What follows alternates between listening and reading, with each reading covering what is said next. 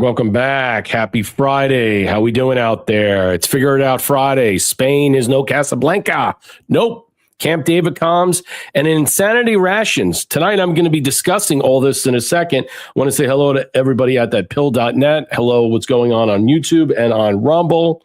Let me know we're 5x5. My sound system sounds great. I was playing with it today. I'm also looking into other things that we're going to be discussing and diving into. But let me just start off with my opening statement. I think it's important you understand what we're going to talk about specifically. I know this Spain thing is a big deal for a lot of people, but we're going to track it in a different way. What's up, everyone? Welcome back to the We Are Right Show. Today, we're diving straight into the latest.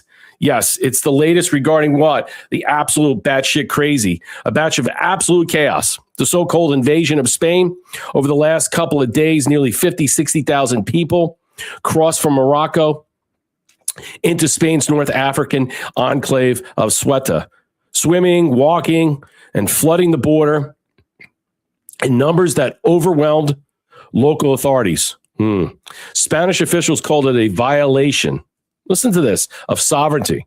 European leaders are furious. Some are already talking about suspending the Schengen rules with Spain, and right in the middle of it, I think Italy already did. President Trump was holding a rare televised cabinet meeting at Camp David, which was interesting. We'll get into some of those comms. The first one ever to broadcast live from that historic retreat from the woods in Maryland. He looked at the footage and he said it looked like an invasion of a country. Wow. By hundreds of thousands of people, warning that the same thing or worse could hit the United States if Republicans don't hold the line. He even flagged it as a major midterm talking point. Well, Camp David is usually for quiet, high-stakes strategy, but I think this is something a little bit more. Today it became the stage for raw, unfiltered talk about borders, mass migration, and Europe's unraveling control, and what it all means for the rest of us. We've got the Camp David communications. We've got the European reactions, and we're going to cover other things. The Spanish government's response, the bodies recovered in the water. Oh my God, a lot. The rapid returns to Morocco, and the bigger question: is this just another migration surge, or something that looks like a lot more coordinated, like a false flag? Plenty of other insanity on the table, too. Iran tensions are still simmering. We're going to discuss that. The new Hamas deal claims gas prices, midterms are heating up. We're going to break it all down, and we're going to discuss other things. There's no filter tonight. Stick around, turn up the volume, and let's get into some crazy stuff. I have to tell you, I don't know what to make of everything that I've seen today. It's kind of disgusting in some way. I know there's a lot of people that are just completely appalled of what is happening. But that was us. If you really think about it, that was the United States. I mean, we're talking, we don't even know how many millions. We hear anywhere from 10 to 25 million. And then how many people are in here? About what? 50 to 100 million? We don't know. We don't know. There's no numbers. It's just like when I was saying, they don't track the information regarding how many illegals kill American citizens on a daily basis. You know, there was a drunk driving one. Woman just plowed through, killed a cop. I mean, if the states did the stats realistically, instead of doing individual stats by, all right, drunk driving or this murder, that and stuff in some way, and actually filling out exactly the amount of who these people are, where they come from, their nationality, all this stuff, that they're not white. That's an important thing. Putting everybody as white, okay, when they're from freaking Nicaragua or they're from Africa. It's funny that they do that all the time. That's how they skew. That's how they mess up the stats. They pony up the stats. They rig the stats. And it's disgusting. And that's where we are right now. But watching this invasion that was happening, I think this was a good thing. I think this was a good thing for us to understand where we're going, what's going to take place very soon. I think this is a warning sign. This is also going to be a salvo, I think, that what we're discussing for the midterm elections. A lot of the weird stuff that is happening that I think a lot of people kind of just forgot, because let's take it. what's going on with Homeland. We don't know how many people they're removing weekly. I mean, what did they say last month? They removed like 20,000, some number like that. We don't know what's going on with the Homeland Secretary. We don't know what's going on with Mark Wayne Mullen. I mean, a lot of people want Bovino back. I mean, it doesn't seem like things are working in the way we want to. I mean, it's going to take a long time to process this. It's not going to happen overnight. And let's be clear about that. It's not going to happen overnight. So let's get into it. Like, share, and subscribe. Drop us a gold pill. Comments, questions, or concerns. I really want to discuss a lot of this stuff out here. This comes from Libs of TikTok. And this is the woman. Now, it's all over X. There's so much stuff that's going on all over the place.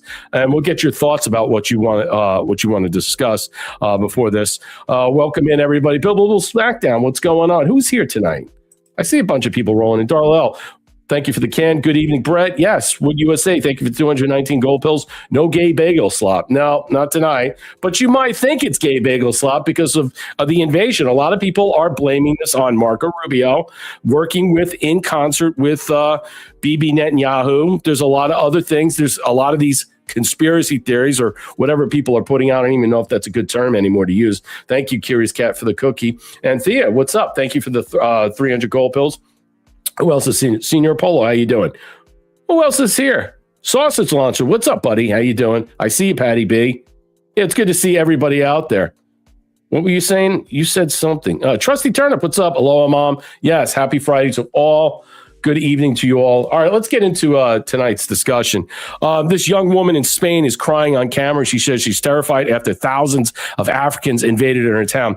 At first, I thought this was all weird. Oh, look at all these men just right behind her. And we heard, and people talk about what happened to Lara Logan? Remember her? And when she was sexually assaulted and almost, I guess, molested and beaten and stuff. And look, this one reporter is pushing this woman back. Let's play this right now. Oh, does this close out? Oh, man. I just had that. Hold on. Why isn't it up? It's not playing. All right. I don't know. I got to get back to this. I got to see what's going on. Hold on 1 second. Let me see if I can get this to play. Because this was a good one. This woman was there. She was scared. No, it's not playing. That's not good.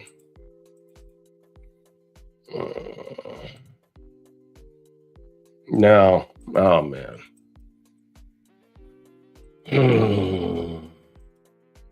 All right.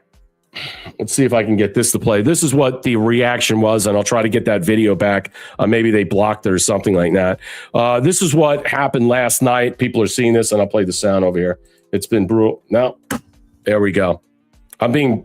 Oh, man. Hold on 1 second. I got to get this in. I got to figure out what's going on. Yeah, this is not good. This is not good. Already starting.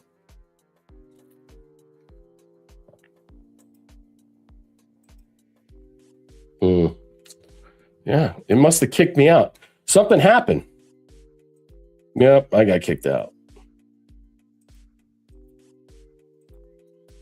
Yep. Let's see if it works this time. Yeah, I think what's going on is that a lot of people are showing this video footage, and a lot of people are getting either nailed on YouTube or something else is happening. And I don't know why. But I've noticed it because I was curating all this stuff and I was like, what's going on? Why isn't this not working? And it just seems to me that maybe they're holding. Okay, let's see if they could play this. Let's get back to this. So sorry about that. I want to get this video because it reminds me, this is the video that it looks like the same thing that happened to Lara Logan. But look at all these men right behind her. And she's really scared. Here it is. Yep. Como vecina de Ceuta, ya podéis ver que la seguridad brilla por su ausencia. Nos sentimos desamparados, nos sentimos totalmente abandonados. Estamos paralizados. Esto ha paralizado a una ciudad completamente entera.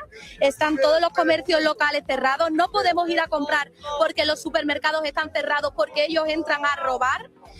Estamos totalmente desolados. El panorama es catastrófico. Wow. Yo personalmente trabajo en una finca de eventos que esta noche han entrado a robar 200 personas.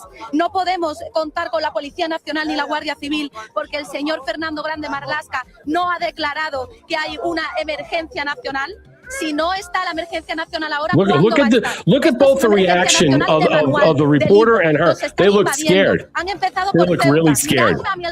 And she's trying to control everybody. Es que poneros en nuestro lugar. Vosotros, si estuvierais aquí, ¿dejaríais salir a la calle a vuestros hijos y a vuestras hijas? No, es inseguro. She's telling you it's time to leave. It's time to dip out. Se cuentan ya más de 70.000 personas. Es que están llegando a la cifra de los ciudadanos ceutíes. Somos casi 80.000 ceutíes los que vivimos aquí. Now, 80,000 supposedly came in, bum rushed the whole area. They were actually being trucked in as well. They weren't just swimming in through the shores and all these other places. They were also being brought in by trucks and stuff. So they were loaded up on trucks, and a lot of people were watching, and I have videos of it. I'm going to show you this. This happened last night, and this was just unbelievable. And now, I mean, this reminds me of BLM. This reminds me of, the chaos that we had when the Obama. And this is the thing. It does matter who's president. It does matter who's in charge. It does matter if we have borders. All right. And a lot of people are suggesting that the problem in Spain is because of the Moroccan situation of Ceuta and Melilla, because of the fact is that where are the sovereign properties of it? Do they belong to Spain or do they belong to Morocco? Apparently, King Mohammed VI pardoned all these people, 1,700 people, the day before, and now you have what they said, anywhere from 12,000 to 40,000 of these people that are basically criminals, mass murderers, or what have you, snuck across the border in some way. I don't know. This looks like a coordinated attack. This looks like a false flag. Something is not right. Something is off. This is a warning sign to all of us.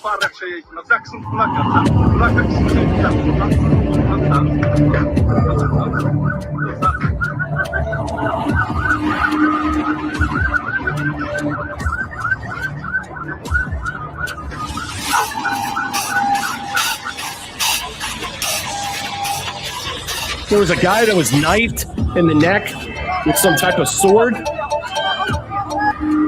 Look, looting and robbing. This is what I told you about vigilante justice. This is what I keep saying all the time. This shit ain't gonna happen here. It ain't gonna happen here. There are too many people with guns. We're just gonna mow people down. I mean, honestly, we need 50-gallon turrets, right, on the borders.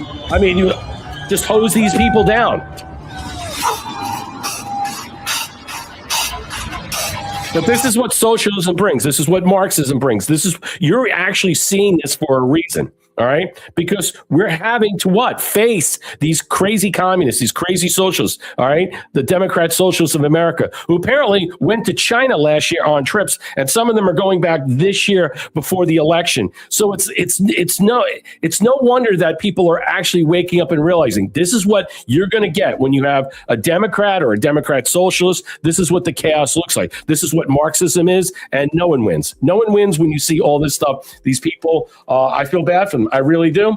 But, listen, I do feel bad for the people of Spain. Absolutely. But you know what? You got to look at it this way. Was this brought upon by the Spanish prime minister? Was this brought on to him by himself by not working with the United States in unison in some way, not agreeing to some of these things in principle, being a good allied partner? Apparently, the agreement, this agreement that they were talking about, this Schengen agreement, were 29 countries that allows free travel throughout Europe with Spain, but no passport checks, no papers. And what happened was Italy, Denmark, and I think Germany, another country, and I think they're more going to basically now say, no, we're ending that agreement. So because you don't want Spain handing out passports, you don't want them handing out fake papers, you don't want them handing anything, because you know what? They'll be coming everywhere. They'll be coming to the United States. How about that one? And at this point, you can't trust any of this stuff. This comes from Shadow of Ezra. This is what people are talking about in regards to what's happening with Spain overall. People are discussing this and saying Bibi Netanyahu and his son, Yair Netanyahu. I thought he changed his name. Remember that? I thought he changed his name. Have been calling for an invasion of Spain's cities of Ceuta and Melilla by Arabs and Muslims since at least 2019. Netanyahu's son wrote, "Dear Arabs and Muslims, want to free occupied Arab Islamic lands?" Here's a good start. Earlier this year, Netanyahu stated that Spain had decided to stand up against Israel and that he would make an example of the country. "I do not intend any country to wage a diplomatic war against us without paying an immediate price." Wow. Let's hear a little bit of what he says here, but oh man, you got to be kidding me.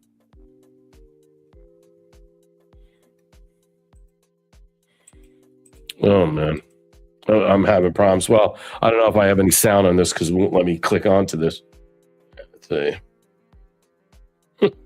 It's crazy. Here it is, dear Arabs, Muslims. They put this out here.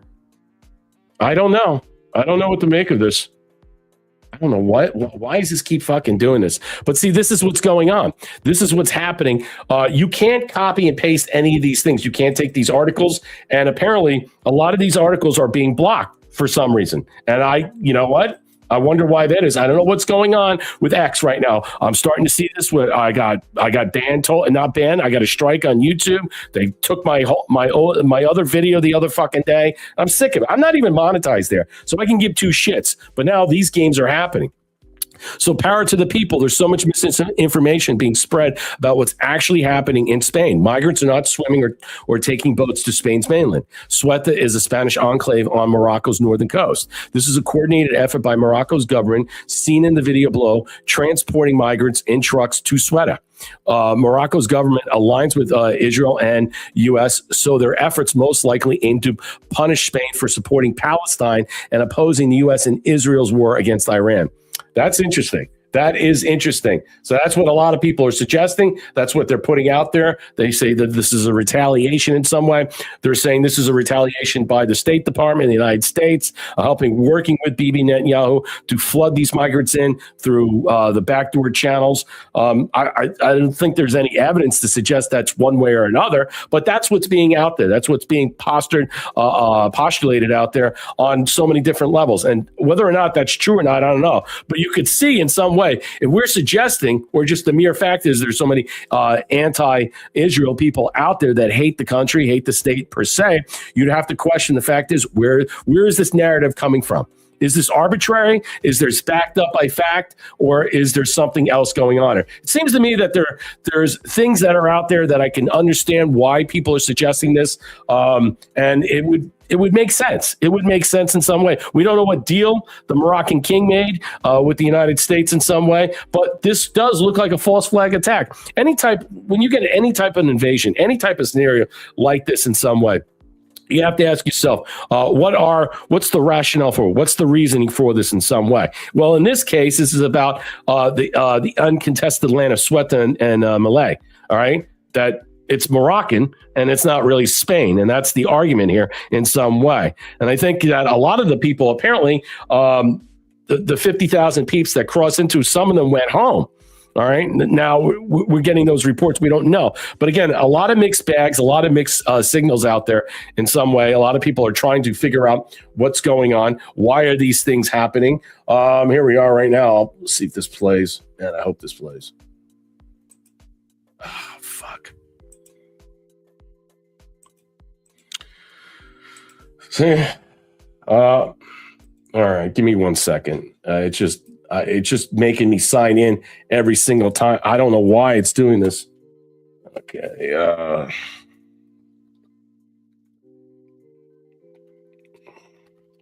I don't know what's going on. Why is that? Should not be doing this.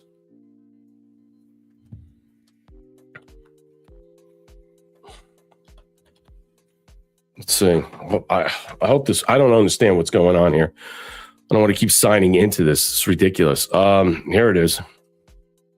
So the Trump administration, Israel, and Morocco worked together to manufacture an invasion of Ceuta. Listen to this. This is what they're talking about today. You've probably already seen this video now of thousands of migrants flooding into Spain's cities in North Africa. What I find so interesting is that back in 2019, Netanyahu's son revealed that Israel funds separatist NGOs in Spain calling Spain to give away those 2 cities to Morocco. Regardless of how you feel about the fact that those 2 cities are on African land, why was Netanyahu's son in 2019 tweeting, "Dear Arabs and Muslims, want to free occupied Arab Islamic lands? Here's a good start, Ceuta and Melilla." What you're seeing right here is a manufactured event by the Trump administration, Israel, and Morocco. To give you guys context, Morocco and Algeria are adversaries. Whenever Spain warms relations with Algeria, Morocco responds by using its own population as blackmail and opening up the gates into Ceuta and Melilla. This is well documented.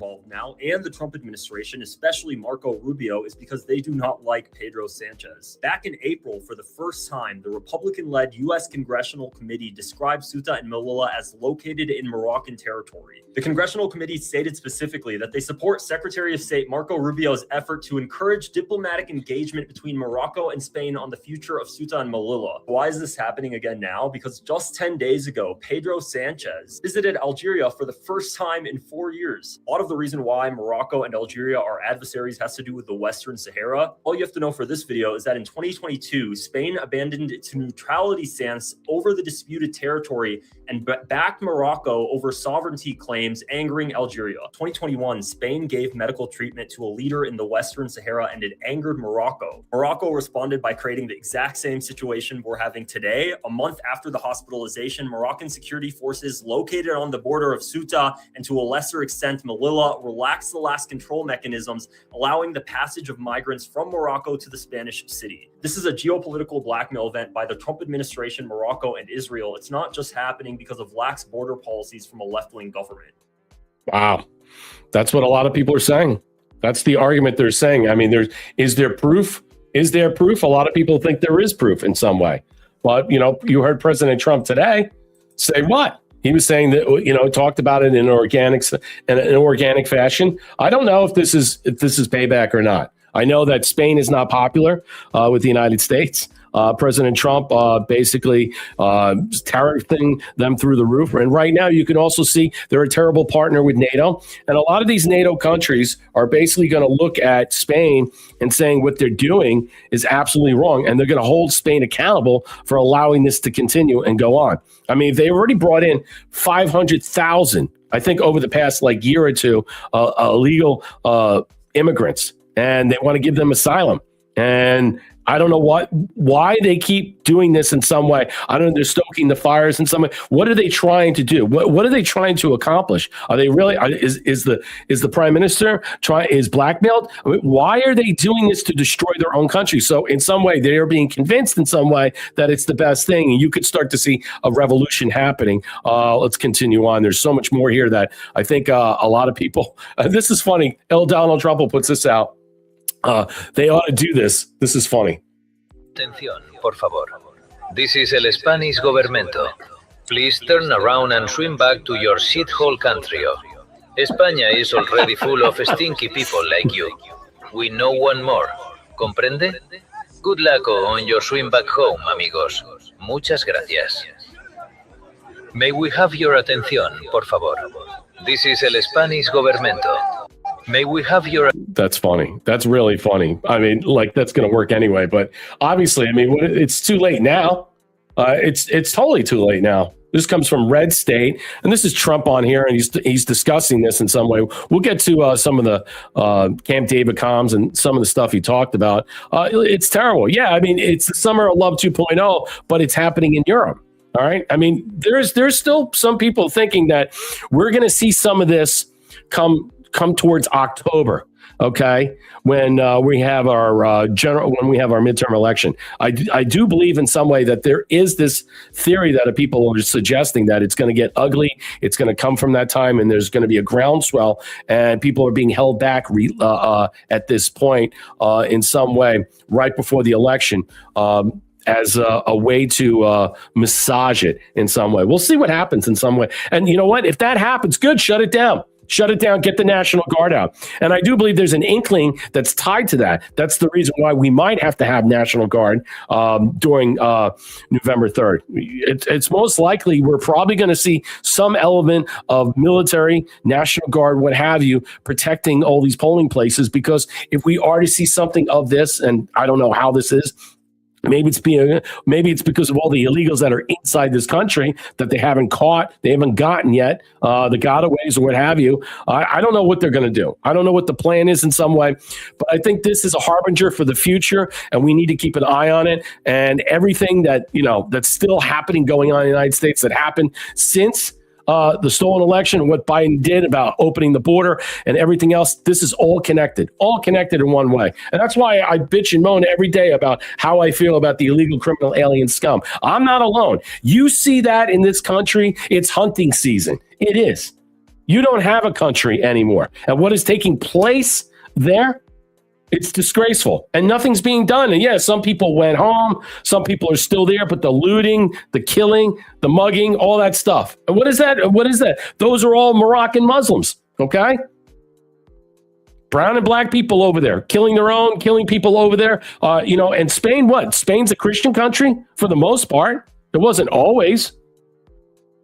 With Trump on Spain's surge, this will be under the Democrats. And I think this is what President Trump is trying to allude, that there's a horrible situation unfolding in Europe, specifically in Spain, held enclave in the south side of the Strait of Gibraltar, where we can both only describe as an invasion is underway. But here in the United States, things are different for now.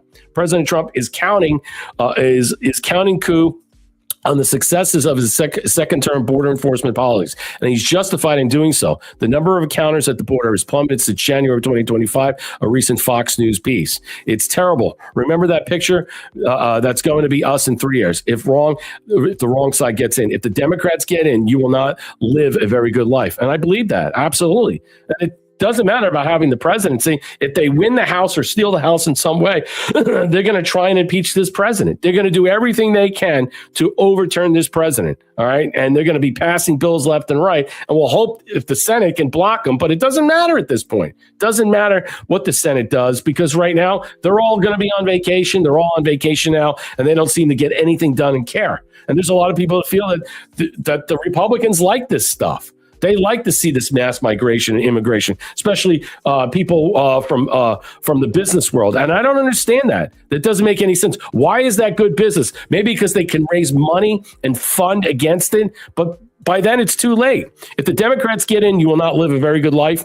We will see that. To remember, at the Rio Grande, we did an amazing job. If you go back and look at the numbers and encounters at the border under Joe Biden, 8.7 million encounters between 21 and 25. Under President Trump, first 2 years, second administration, 188,000. That's 188,000 versus 8.7 million encounters. Remember the caravans. And that's what we're also going to see.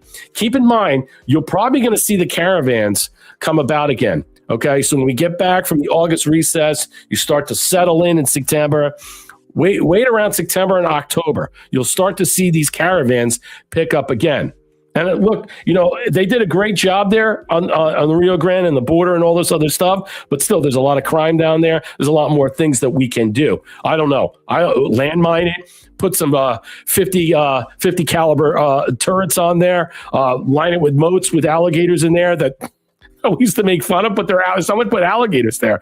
But that's the only way. And you have to find a way to prevent this before they backdoor it into Mexico. But rest assured, that's what's going to happen. So it's a fair point. The difference in our borders, especially the southern border, is stark. Under Biden, millions of unvetted illegals flowed freely in our country, causing untold mayhem, bloodshed, and destruction.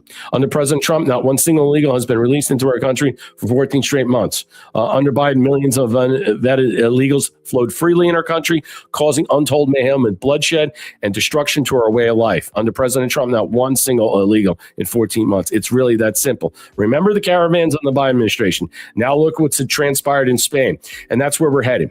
That could be where we are headed again. The next time a Democrat sits down in the Oval Office, we need only to turn the clock back 2 years to see that $8.7 million. Even if that was the true number, I think it's a lot more. All right, moving on. I don't think anything needs to be explained here. I think everybody gets what's happening. I think the sad part about understanding this in some way is that this is, again, a prelude to, I think, another time, another scenario. We're reliving this and we're going back to this. And I don't think it's going to be like it was then. But I do believe that they're going to try and do the caravans. They're going to try and push people into this country. They're going to try and make sure they can do the same thing over and over again, right behind the election. They're going to use this as an election issue, the Democrat Socialists. You have a batshit crazy Democrat Socialist, this Ching Chung Charlie that is running for governor in Wisconsin, and she's absolutely crazy. She's got to be a Chinese spy. And if you just listen to what she has to say, I mean, she wants to defund this, defund that. Yeah, and we don't need police. We don't need ICE. ICE and the police are the same thing. Yeah, get rid of them. I mean, the stuff that she says is just crazy. And again, this is just reviving the same old mantra that they can't get away from. Thank you, Super D, for the 117 gold pills. We have to keep our second with the guns. Yep, we do. Darla, gift of the can. We need a northern border wall, too. So many Muslims up there in northern states and Canada that could bum rush us too, and they got a huge Muslim population. Yeah, that's a good point. We never really hear anything about our border areas, and in some way. Now it's the Gordie Howe Bridge that connects Detroit with Canada. We never really hear too much about that in some way. We don't hear about how much of our northern border is secure or not. We never hear anything about that. So it seems to me in some way, if it wasn't as secure as the people think it is, we'd probably be hearing a lot more, but no one mentions it. It's so odd because it borders Canada. And Canada, the media doesn't, only the media likes to talk about Canada, all right, in a positive light when they're trashing Trump. Trusty Turnip, thank you for the cookie. 2A forever. Yeah, every day. Live free or die. Look, I say it all the time. My video got pulled from Monday's show because of how, let's face it, how exuberant I get. I mean, I fly off the handle about all this stuff, and I'm serious. I mean, that movie Vigilante Justice, or Citizen Vigilante, doesn't do justice. Doesn't do justice to what we need to do, all right? There is just no way, we could stop a horde without the military. There's just no way. You would have to have a militia of American citizens. And there's so many guns out there in the streets and in the hands of people and stuff. That's the problem. And you know what? The question is, are we going to be able to use them? I mean, is it going to be hunting season? If you have a situation like that, and I don't think it'll ever get that because they don't want to put that in our hands, because if it ever gets to that point, we've already failed. Senior Paul, gift of the can. Male prisons being emptied out. No shit. Thank you for the can. Fuck Spain, Iran, Russia, Ukraine. Arrest these treasonous assholes. Lower my gas and food prices. Yeah, I agree. Curious Cat, gift of the cookie. Good afternoon. Yeah, look, a lot of the crazies, a lot of the people that are out there that are pushing certain conspiracy theories in some way to suggest in some way that what we're seeing was an organized false flag event between our administration and Israel to undercut Spain, to get Spain to get kicked out, to end these agreements where you have people signing whatever asylum letters or giving them valid passports. And so in order they can just spread their disease around in Europe and then come over here or go through Canada. That's the other problem. That's why people don't like this. And that's why that agreement, the Schengen agreement or Schengen agreement, I can't pronounce it right, SCHENGN, the 29 countries, a lot of these countries are basically just shutting it down. They're basically saying, no, you're not going to allow that. We're not going to allow you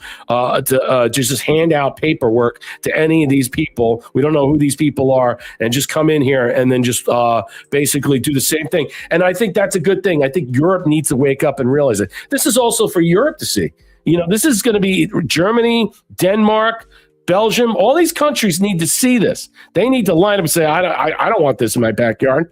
I mean, if you're Germany right now, especially we have a huge Muslim problem, you don't want that in your country. You don't want that in the back door. So Nick Sorter puts this up. President Trump just went off on the invasion happening in Spain. Looks like an invasion of a country, hundreds of thousands of people. And that the same thing is going to happen to us if the Republicans don't get elected, except worse, much bigger, much easier to get into. Our country will be invaded at levels that Spain looks too small at this time. So, oh my God. I don't know what's going on. All right, hold on.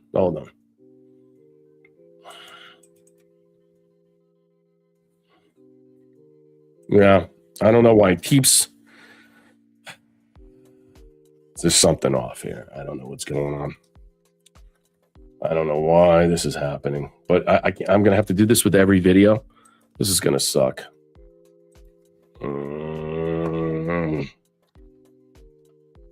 I don't know. I don't know what's going on.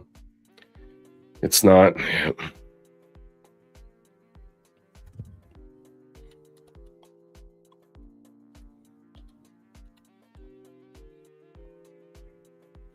So President Trump went off on the invasion. Let's see. Let's play this. I don't know.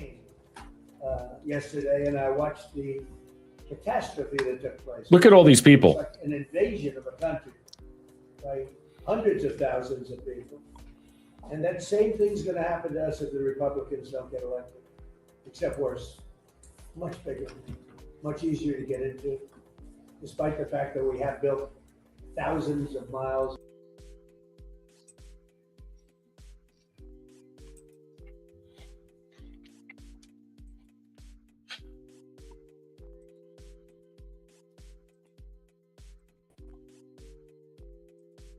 Spain, look, small town. Look at this. When I watched it, I said, boy. This is amazing. I say it because I knew you were going to be at Camp David, and I say, that's going to be a talking point. Wow. For the midterms. Because when you look at what happened to Spain, they don't know what to do. And it's happening again today. They're coming in by the tens of thousands. They're just invading the country. And what that is weak law, bad management, but very liberal law. They passed a couple of laws, and people read. People are smart. They read from other countries, and they swam that 3-mile swim, or however they got in, but nobody's seen anything like it. That will look good compared to what's going to happen to the United States. The biggest thing, the worst thing that Biden did is allowing 25 million people into our country, because many of those people are criminals. They're murderers. A lot of 11,888. A lot of them are gone now. We got them out. But they allowed people to come into this country that you can't allow to come into a country. Wow. It's insane. So the people that are left over in this country that are here to do, let's just say no good, what's going to take place? What's going to happen? Yeah, Alita, what's up? Canadians want them to leave? Yeah, I see that. Slow invasion in Spain was starting north of Obama, because my friends were watching it very close. Now it's out of hands of Spain. Yeah, it was a Christian country. I mean, it's just a disgrace what's taking place, what's happened in general. Hopefully I don't have these problems going on. Let's see if it plays something else. All right. Moving on. Stephen Miller issues a statement about this, and look, he gets to the point. I mean, he says he has his ups and downs, and he has his moments and stuff, but he issues a stark warning, seriously, about this, about America as an illegal immigrant swarm into Spain. And we should be pushing and calling for Mark Wayne Mullen, the Homeland Secretary, all right, to get his ass in gear to start moving people out as fast as we can. And I do believe that the people that have gotten away, that continue to get away, that are still out there in some way, they're going to be the ones, okay, that are going to be causing the problems. While we'll have caravans, the barbarians will be out the doors again, but they're already inside. They're already inside these gates. They're acting up, and we're starting to see it more and more. But tens of thousands of illegal immigrants swarm onto the shores in Spain in recent days. As Breitbart reported, the Democrats did this to America every single day for 4 years under Biden, and we'll do it again instantaneously. But the orders of magnitude are greater. If they are given any form of national power, Miller tweeted above a video of Moroccan migrants rushing past Spain's border into Ceuta enclave on Morocco's coastline, Democrats will see your home trampled and stolen by invaders, and they will rejoice, he added, amid news that Spain's government did little as 80,000 Arab migrants swarmed into the small and isolated Spanish city of Ceuta, which is located alongside the Moroccan cities on the African coast. From 2021 to late 2024, President Joe Biden's pro-migration border czar opened numerous legal loopholes in the border to help more than 8 million admissible. This is Ceuta declares a national emergency. I don't know if you guys want to see it again. I'll show you a little bit of it, but look at that. And I think a lot of this that you're seeing right now, we only see this from over here. All right, from a certain area on boats and stuff. But there are also videos of them being truck loaded in, bus loaded in. It's disgusting. It's sad. Look at this. This is so gross. It's so great. It makes me sick. It does. And you know what? Whether or not this was done on purpose or intentional, this was a false flag, I don't know. I have no idea. I don't think you know. I don't think I know. I think at this point, what difference does it make? What difference does it make? Because, look, it's not our problem. Spain already had a problem before the situation, and now they basically made it completely even much more difficult for them to, I think, survive. I think the people will probably overthrow the government now or get a new prime minister. They're going to have to do something. I think when you really look at them in general right now, Spain, they're going to get a lot of backlash from a lot of countries, as we're going to cover right now from Zero Hedge. They're putting this up there. Zero Hedge has this out. Italy suspends the Schengen travel agreement. Schengen travel agreement with Spain after the horrifying Ceuta invasion. Italy suspends it with Spain all over the Ceuta invasion after Italy's government and top French conservative politicians demanded the suspension of the arrangements with Spain following the invasion of 50,000 people, military-age illegal aliens. No women and no children. This was purposely done. Breaking Italy has suspended this. A lot of other countries are going to go this route. Maloney writes on here, the government has decided to temporarily suspend the free movement regime provided by the Schengen maritime and air connections with Spain, reintroducing border controls. This is an extraordinary measure and adopted to safeguard national security and prevent possible repercussions for our nation. The measures will be kept in force only for the time necessary, with a particular attention to limiting any impact on our summer tourist flows. In parallel, I wouldn't be traveling to Europe at all. Italy's ready to support every European initiative to assist Spanish institutions and needed to restore full control of the union's external borders and to address the ongoing situation with determination. Defending borders means defending safety of citizens, combating irregular immigration, and combating irregular immigration. It's a fucking invasion. And striking at the criminal networks that traffic human beings. Oh, I'm glad you're acknowledging that. The temporary suspension with Spain is a necessary choice to safeguard the security of our citizens and defend European borders. Wow, they're waking up. They're waking up and realizing these are the countries right here, all right, that have this agreement with Spain. So there's France, Germany, Poland. Look at all these countries. It's just a matter of time you start to see all these other countries decide, hey, look, you know what? Maybe we're going to suspend the agreement in some way. Maybe we're not going to allow this. You don't want these people roaming. You don't even know who these people are. Yeah, Europe is so messed up. They're so screwed. They are. They're so screwed in some way. And maybe this is their opportunity. Maybe this is their opportunity to fix this problem. We'll see. I doubt it. I don't know what's going to happen with Spain. I think Spain's going to crumble. That's just my opinion. I think Spain is going to crumble under its own weight, and they're not going to be able to do anything about it. Darla, gift of the can. President Trump must know something more than what he just said. I pray military intelligence is on the top of this. Yeah, I think so. I mean, who was involved in this in some way? We don't know. I think there was a picture with with the Spanish prime minister and George Soros's kid, Alex. And we don't know. If this was done, he was paid behind the table to do it, underneath the table. We don't know. We don't know what forced him to do it, allowed him to do it. A lot of people want to blame the United States and blame that this was a coordinated response in some way, that we gave the green light to Morocco to do it. I don't think there's any evidence or proof of that. I mean, it's easy for us to run that way and blame Israel for this in some way. It might be something else. There might be other people involved, other benefactors that are going to make, let's just say, money on this, that are operating on this level. So let's hold our horses. We don't know exactly what we don't know. And so I'm not going to say it's this. That's just one of the conspiracy theories that are all over the place. I don't know. So if I don't know, I'm not going to say it is or isn't. It's just what the people are floating out there because it's easy to sell. Senior Polo, get to the can. Who the hell organized all these people? Exactly. Now, the King Mohammed, Senior Polo, I think Mohammed VI, he pardoned all these people, about 1,700 people before this, but that's a lot more than and we don't know. And a lot of these people have committed murders and rapes and all these other things prior to this, and they were nestled in there as well with all these people sitting on the border, and they were being trucked in. So there was something else going on. We don't know what happened. Did Morocco flex in some way in order to cede their sovereignty over Ceuta and Malay? I think that's how you pronounce it. I'm not pronouncing it right, but I think it's possible in some way that there was some type of engineered thing that was going on, and to overwhelm and strain the system in some way. Now, a lot of people came back home. Like they said 39. So how are they able to track all these numbers? They said 50 plus came in, 39,000 left. What are they? Do they have a calculator? I mean, are they just tracking everybody? I mean, what do they have? I mean, the eye in the sky is doing that. Were they able to find out the exact amount of people coming in and out? Senior Polo, thank you for the can. And another can, German leftist party want to import these Spain invaders. Yeah. What's up, Super D? Thanks for the shades.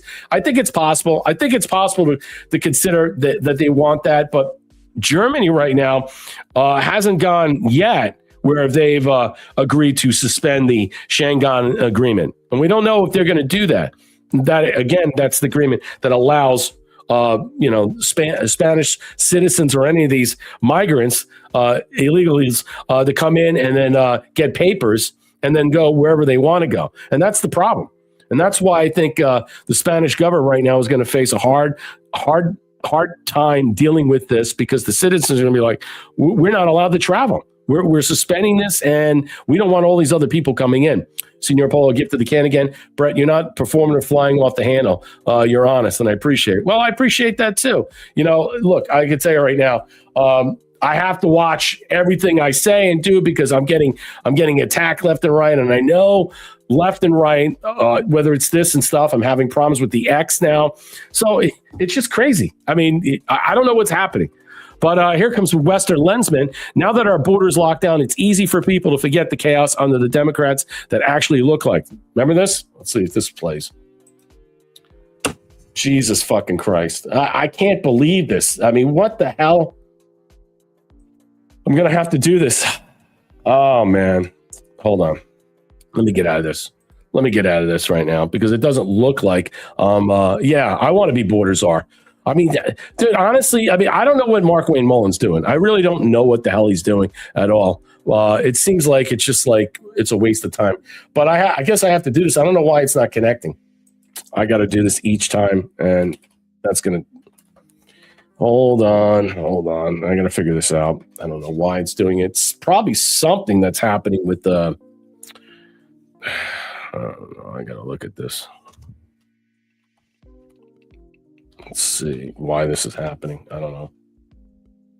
Okay, let's play this now.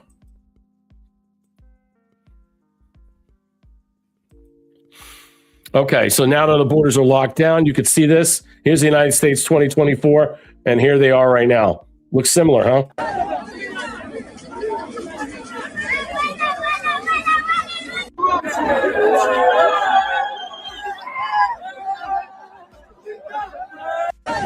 Wow.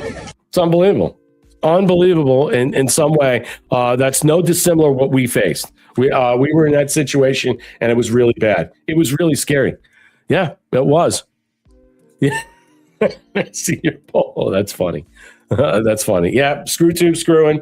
Yep, and I'm also having problems with X right now, so I don't know what's going on, and that's unfortunate. I'm going to have to try and figure out what's going on in here. Trump touts his historic agreement to disarm Hamas. So apparently, this was a big thing today. We'll get all the comms and stuff that are out there. But apparently, President Trump announced that his Board of Peace had reached an agreement Thursday night with Hamas to disarm and transfer civilian and security control of Gaza to a new Palestinian technocratic government. I understand. Why aren't people happy about this in some way? Why aren't the pro-Palestine people, free Palestine people, are not like coming out and saying anything? I don't understand why it matters. Implemented, the agreement would represent a dramatic breakthrough in Trump's 20-point Gaza peace plan and clear the way for reconstruction of the devastated enclave. But the deal requires Hamas and Israel to complete a series of reciprocal and independent verified steps over roughly 7 to 8 months. Yeah, like the bodies, excavating the bodies, burying the bodies. I mean, there's probably dead bodies everywhere. I mean, Israel officials remain deeply skeptical that Hamas will surrender its weapons, while comments from senior Hamas officials suggest the sequencing of disarmament and Israelis' withdrawal could still be contested. Didn't Israel create Hamas? Okay. So who are we really negotiating with?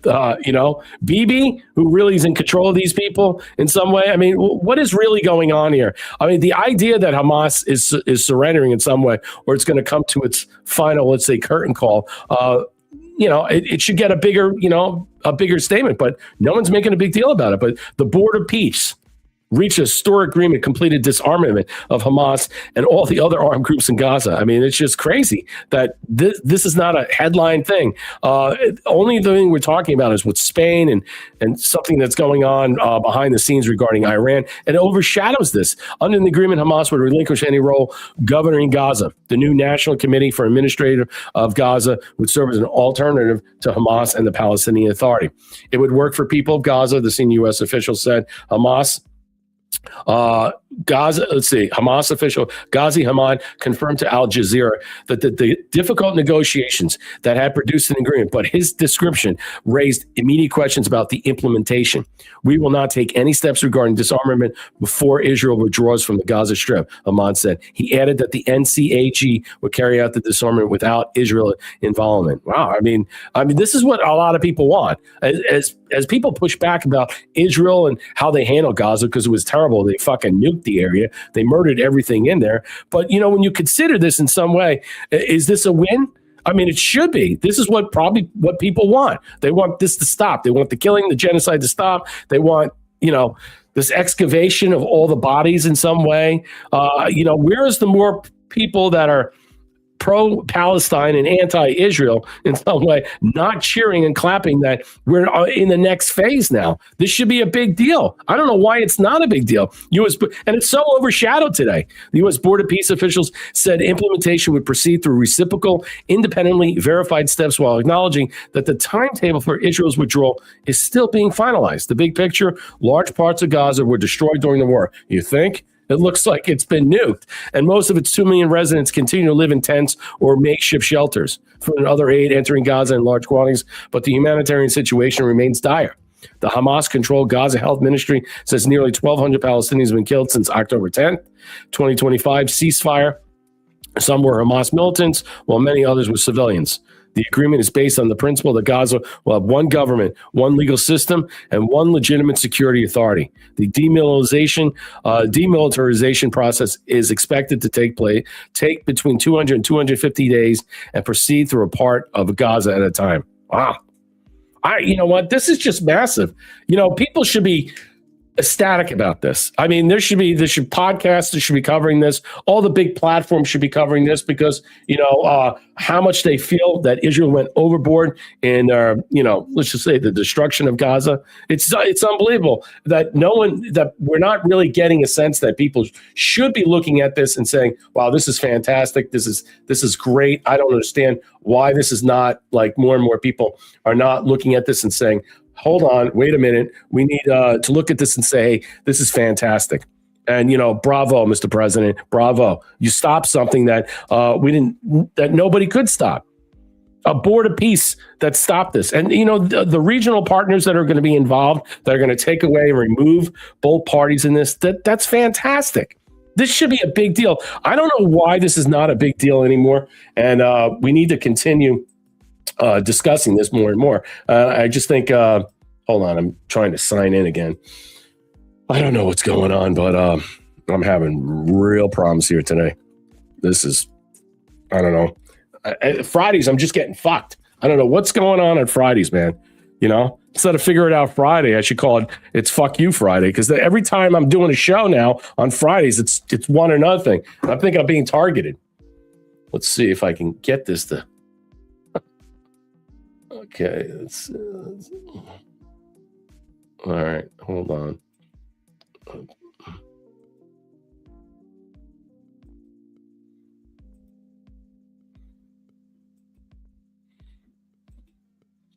Okay, let's see if I can get this now. Let's see if it works. I don't know if it works. All right. Okay, so far so good. Let's see. All right, thanks for being patient. Yeah, it's crazy. All right, here's the other part. Yeah, I know. Come on, it's the internet. It's something with the internet's working fine.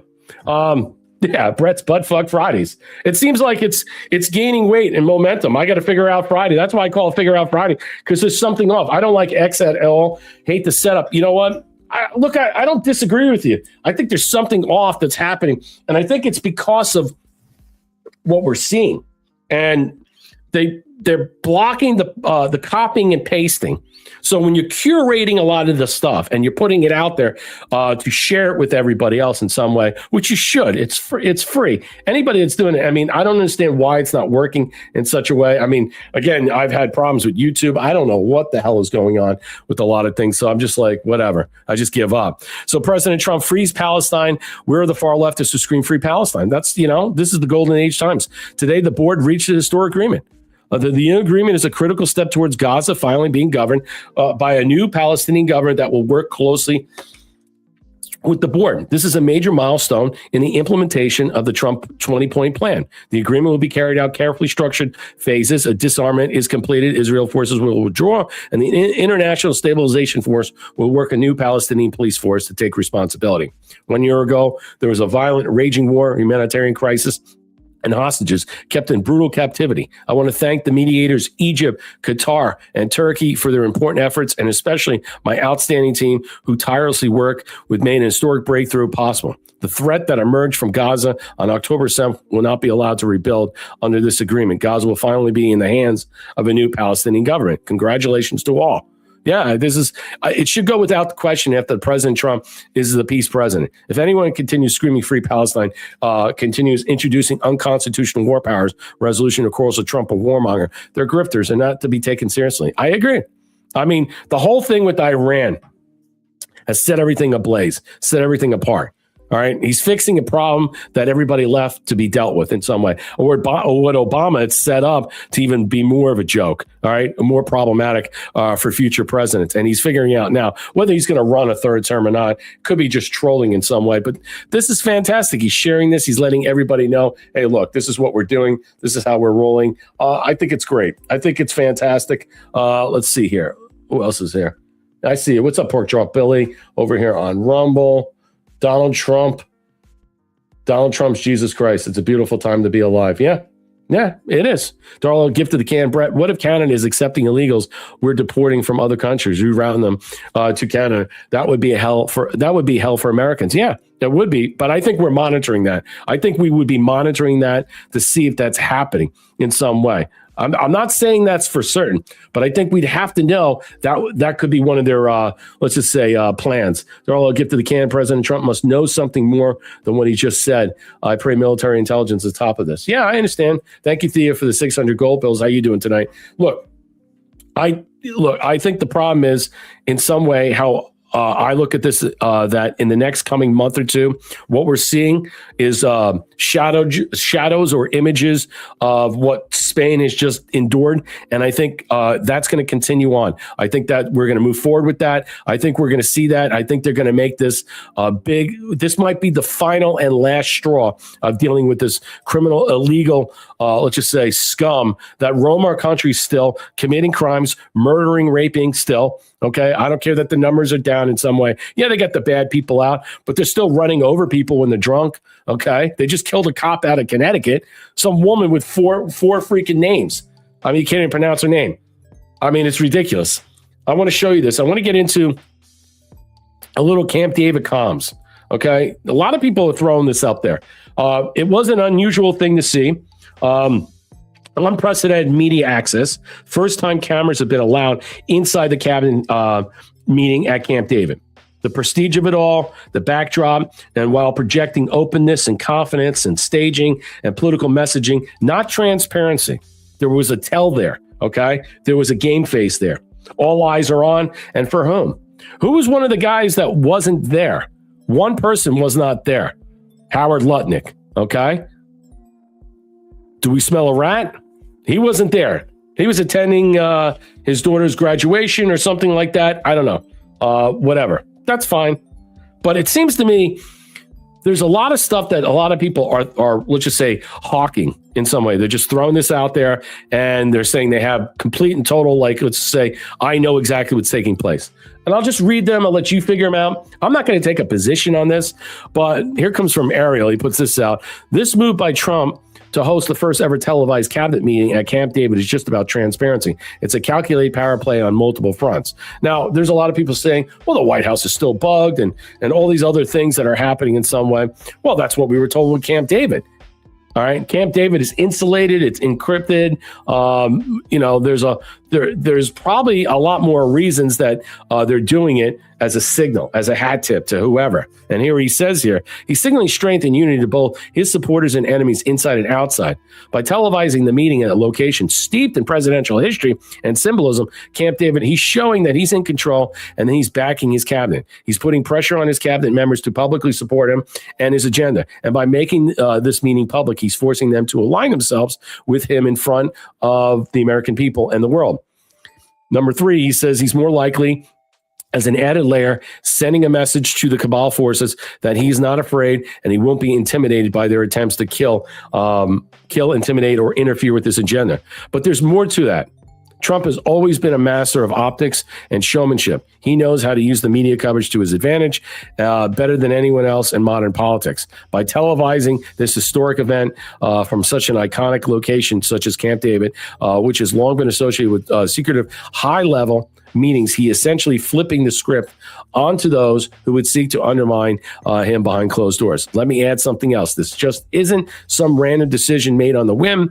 Either there was a careful planning involved here every step of the way leading up to it now, because they knew exactly what kind of impact it could both have domestically and internationally. If executed properly, which appears likely based on everything we've seen thus far regarding preparation, logistics surrounding the event, etc., ad nauseum. So, I mean, I don't know. I mean, there are a lot of there's suggestions out there that there's a bigger a tell that people are not picking up. They're not like reading. Here's something else. This comes from somebody else. They're saying that they saw in some way EBS glitches. I watched this. I don't watch Fox News, but a lot of people saying on Fox News they had EBS glitches.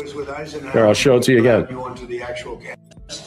Visit was with Eisenhower, which allowed you onto the actual campus. See? And it's a long time ago, but never into this room. I want to thank all of you for being here. And again, this is a cabinet meeting. It's open.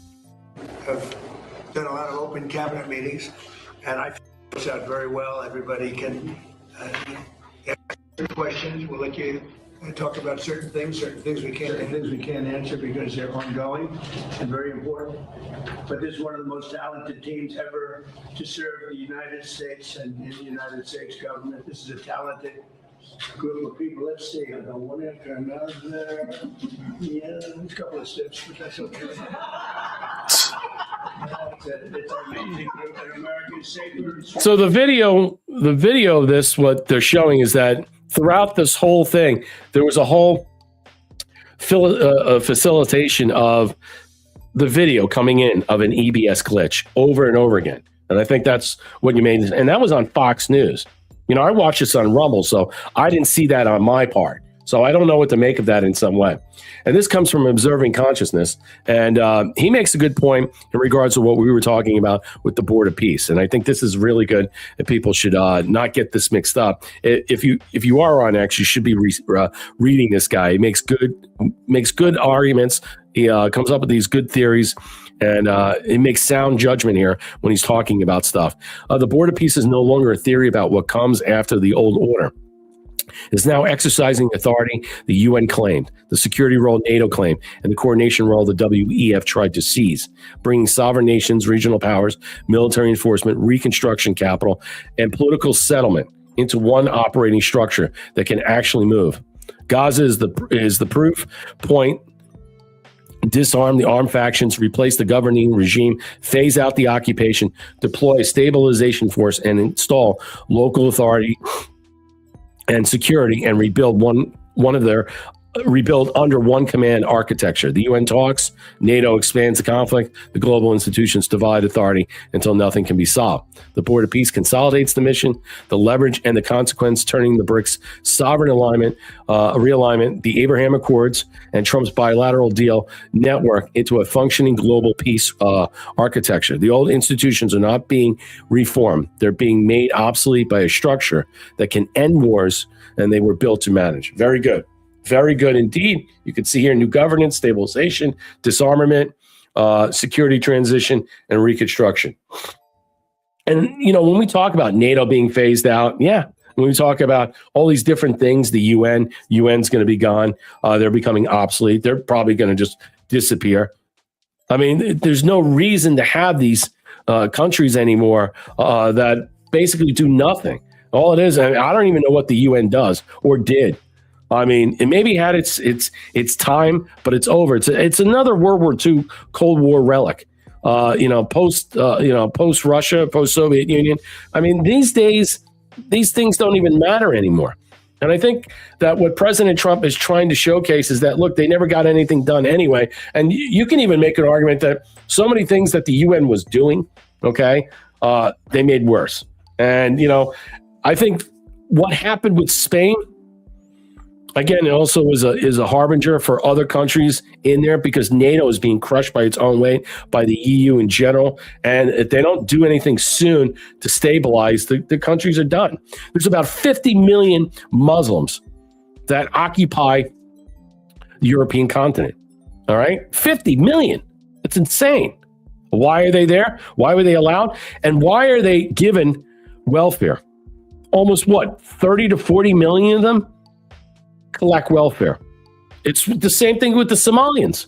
It's the same thing with the Haitians. I have something on that, and I'll bring that up in a second. But that's the whole point.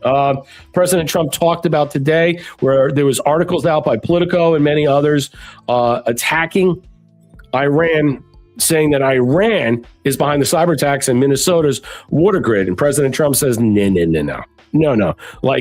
Like they got plenty of time to do that while they're being bombarded. To cyber attack Minnesota. Why Minnesota? What is so big about Minnesota? And President Trump is like, he puts the kibosh on that. It's hard to say, because you'd say, is that even possible? That 25 million people came in. We have no people coming in illegally through our southern border. And that's in history. So think of that zero, a big, beautiful zero. The murder rate saw its single largest drop ever recorded, to the lowest in 125 years. That goes back to think of it. It goes back to 1900, lowest murder rate in the history of our country. So that's something. Today, I just want to mention that we heard in Minnesota there was a cyber attack, and they blame it on Iran. I don't think so. I blame it on Minnesota because they're grossly incompetent. There was a cyber attack of 30 water plants, and I would blame it on Minnesota and the corrupt governor of Minnesota. They like to say, oh, it's Iran. Iran should be so lucky. Iran's got bigger problems than worrying about Minnesota. This month it was announced that inflation is dropping at the So he points that out. He makes that point, rather succinctly. He's basically saying, look, it's not them. And I think there's something big that's going to happen in Minnesota. I think that someone's going to go to jail and be arrested because the fraud has reached an apex. And the vice president who's in charge, as the fraud czar, so to speak, was discussing it today.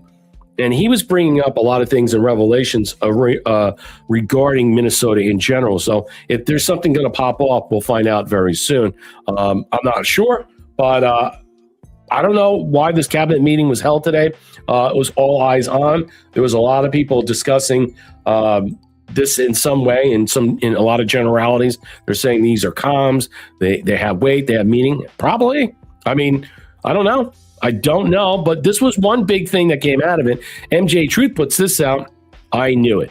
President Zelensky wants the licensing rights not only to build Patriot missiles defense, but the licensing rights to build Tomahawk missiles offense. President Trump shut that shit down, saying he doesn't think he'll ever happen because we have to be very careful. One day they may use it against us. Aha! That was a big one. Oh, man. They're going to do this again.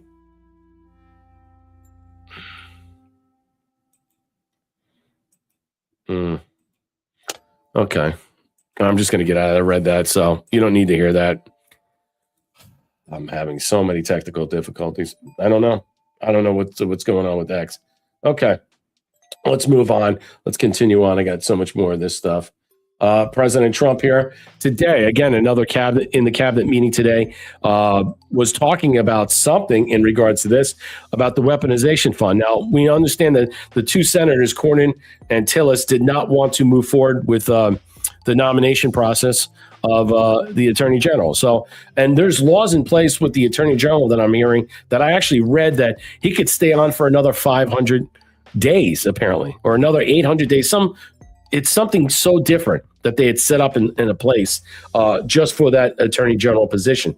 So he could be an acting Attorney General for a long time. Now, a lot of people are saying, "Oh, but put Bill Pulte in." That's funny. He's not a lawyer, but you could also say, "Hey, why don't we just move Jeanine Pirro there as acting for a little while?" But I don't think that's going to happen. President Trump likes him, wants him there, and he'll just probably wait until after those guys are gone in the next, let's just say in the upcoming election. And then we'll get two new senators in there, hopefully, that will basically approve of this. I mean, and they'll go through the nomination again. Yeah.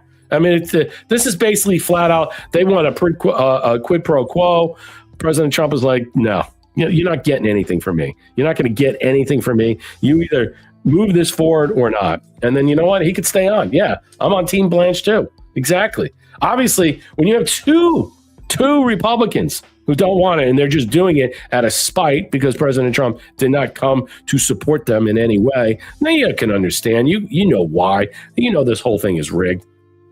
Just to be clear, do you agree with the acting Attorney General that the anti-weaponization fund is dead? And why not just put that in writing? It's dead, but I wish it weren't, to be honest with you. I think people were horribly treated, horribly abused. This has nothing to do with her. This was me. Horribly abused, and I'd like to see them compensated for the pain. They lost their families. They committed suicide. Many people committed suicide. They went down for an innocent journey. And I'm not only talking there, I'm talking about not even having to do with that. The way they were treated. The Biden administration and the Obama administration weaponized government and destroyed lives. But should they put it in writing? To accept limits on the scope of the audit immunity deal in order to get Attorney General Blanche confirmed? Well, no, he should be approved forthwith. I mean, you're not going to get a person like that. Everybody agrees to it. Don't forget, Senator Cornyn thought he was phenomenal until he lost. When he lost, is that a correct statement? You come from Texas. I mean, he thought this was the most incredible person. Then when he lost, he lost because of me. I endorsed somebody else. And as soon as I endorsed the other person became a rocket ship upward. And he lost. And, I think I'd be the same. But would you? I mean, I shouldn't say that, but I'd be upset also. And so I fully understand it. He shouldn't be that way. I shouldn't be that way. But he is that way. He's become a very angry person. And I understand you have a couple of others that have caused their defeat too. And, you'll probably hear from. Okay, so that's him talking about it. So you can see that they're doing this, because they're sore losers and they got to do everything they can on the way out to basically say F you. I mean, that's what they're doing. And I don't think it really matters. It really doesn't matter at this point. Why would it matter? Does it really matter in any way? I don't think it does. I think no matter what's going to happen, President Trump is going to what? All right, President Trump is going to move forward regardless. And then he'll probably get to stay in there another 500 days. They'll wait till after the election, and then they'll go through the process again with Blanche. Let me show you this. This was something that I saw, and this was going around, and this was pretty good. A lot of people were sharing this. The U.S. has 3 times more immigrants than any other country on Earth. 1 of 6 immigrants on the planet live here. No major developed nation comes close. Most of the generous country in the world. 25% of all Mexicans live in live in the U.S. 70% rely on welfare. That's disgraceful. 10% of Guatemalans live here. 77% are on welfare. 12% of Nicaraguans live here. 75% rely on welfare. How about the Haitians? 12% of Haitians live here. 53% rely on welfare.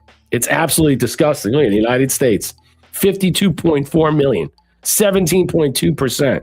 Okay? The people are on welfare that live in this country.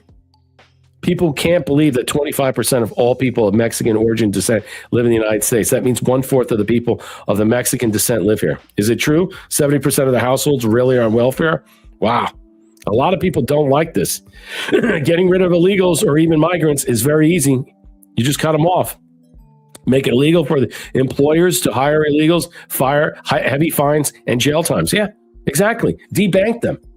Make it impossible for them to make a living. Make it impossible for them to have what? A life here. Make it impossible and uncomfortable. And we need to strangle it. We need to strangle this home. We have to make it so intolerable, okay, that they better go home.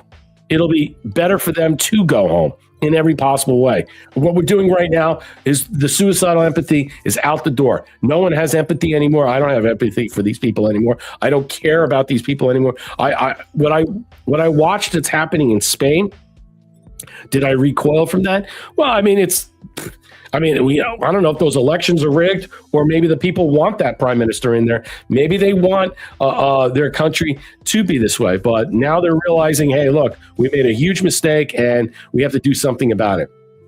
That's the ultimate thing. And that's what we need to see and take away from this. And maybe Spain will be, an arbiter of an example for many other countries to look at and say, hey, we can't be like this. We can't fall like that overnight. And that's it. Here's the discussion. Another illegal alien committing a murder, drunk driving. Look at this. Look at this. This is what I'm saying. Outrage. Illegal alien who killed cop and his girlfriend in a DUI crash. That's what I told you. They don't record the illegal alien. They don't record them. They record the DUI crashes and deaths. And the homicide, vehicular homicide, but they don't record the person driving in it, okay? Here it is. Outrage is erupting after a police officer and his girlfriend were killed early this month in a crash caused by an illegal alien who's driving drunk. 27-year-old Melissa Marias, she's got like 5 names, was speeding when she smashed her car into a Connecticut cop, Cooper Whiteside's Harley Davidson motorcycle. Tragically, both Cooper and his girlfriend, Brittany Islami, died in the crash. Ramirez's blood alcohol was 0.14, twice the legal limit of 0.08. In addition, she tested positive for cannabis. Lives at TikTok shared this Ramirez mugshot along with some photos. Yeah, it's disgusting. I'm not going to go through it. I want to show you that. But Ramirez, a mom of 2 from Mexico, allegedly clocked speeds of 56 and a 45. When she was hit. Whiteside's Harley Davidson around 3 a.m. Danbury, July 13th, sending him and his passenger girlfriend flying. I mean, it's gross. They're doing it all the time. All the time. And these things happen all the time. And I think the reason why you're hearing about it is because an officer was killed. An off-duty police officer was killed. You don't really hear about these things all the time. I know President Trump yesterday ending all the illegal drivers with all the driver's licenses, and giving it where the opportunity for veterans to step up to the plate and take these jobs will be opportunities for veterans in general. Let's listen to this. If I could play this. Oh, I don't think that's going to play. Hold on. Why is this not? Okay. All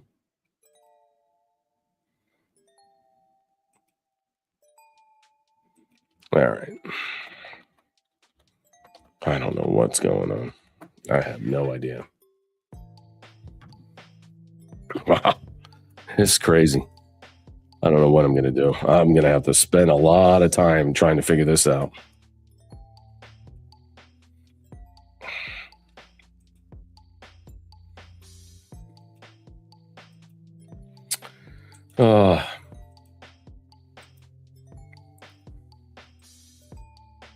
Let's see if this works. No.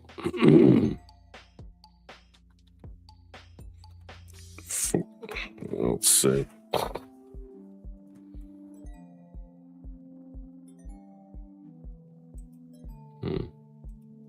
I don't. Yeah.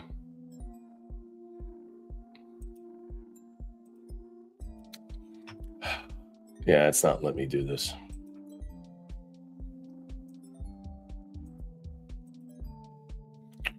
Okay, let's hold on.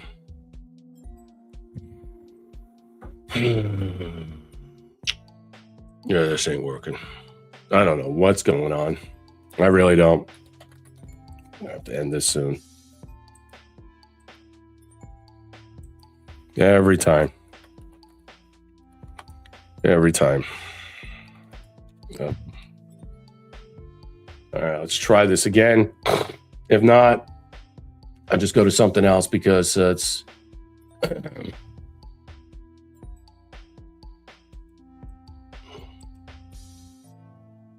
Okay, let me see if I can play this. Let's see if this plays. This is what I want to get into, so sorry about that. Bear with me. I saw this. This is pretty interesting. It's happening again. Yeah. I'm having problems here. I'm going to have to cut this short. Oh, I don't know what I'm going to do. All right, let's get to a couple of other things. Let's see if I could play any of this. Probably not. I wanted to play this. I'm going to try it one more time. If not, I'm going to have to end this. Yep. Yeah. Man, this is not working. Nothing's working today. It's Friday, man. And it's fuck you Friday. I think I'm like having these Friday terrors now. I don't know what's going on. Nothing works. Every Friday now, it seems like I'm having problems. I don't understand. Yep.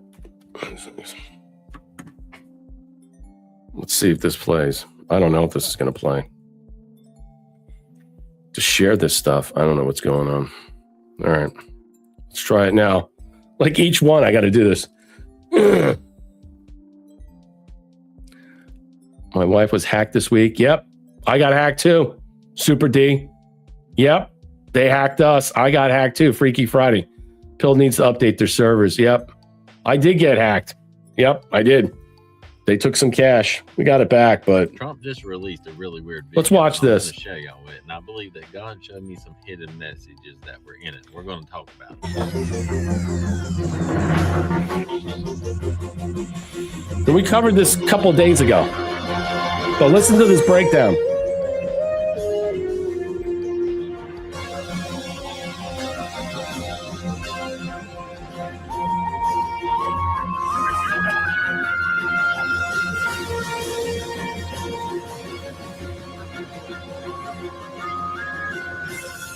First thing that we see is 1 + 1 + 1 = 3. I believe that this is the Trinity. God the Father, God the Son, and God the Holy Spirit. They win in the end. Then we see deception, and that's what I've been talking about big time on my pages. There's a deception coming like we've never seen before. It's going to be in the form of an alien invasion or something like that, and they're going to try to make it look like it was aliens, but in all reality, they're fallen angels or they're demons. Amidst this chaos, Trump right here addresses the people one last time and lets them kind of know everything's going to be all right. There's portals being opened all over the White House, and this guy Chuck Schumer is a humanoid robot. And then at the very end, you can see the dragon, but the dragon's head shaped like a donkey. I believe that this is Satan, and it's telling us that he's controlling the Democrats for right now. The devil, the dragon, is chasing Trump and J.D. Vance in their spaceship. But what I'm picking up from this is God the Father, God the Son, God the Holy Spirit, the Holy Trinity. God wins in the end. There's a great deception that's coming. They're going to try to make it look like an alien invasion. This Antichrist is about to rise.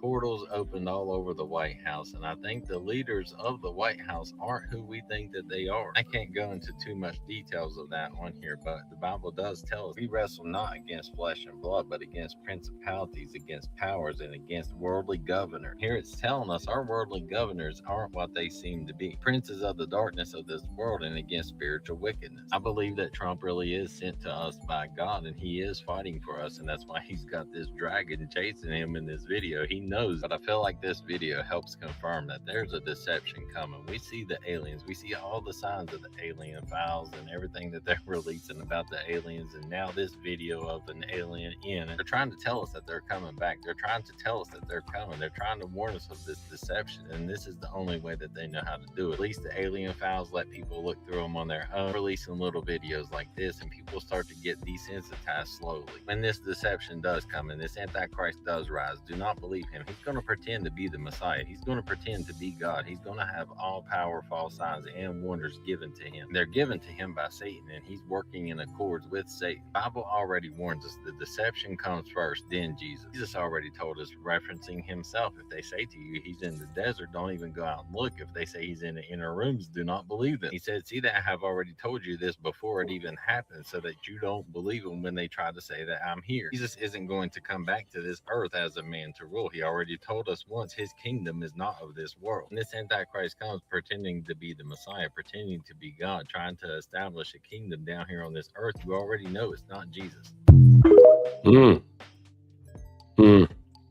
Interesting what that video was, that we saw that video and everybody was like, what's this about? Now, I want to get into some insanity rations, which is how much madness do we get out of this dystopian insanity?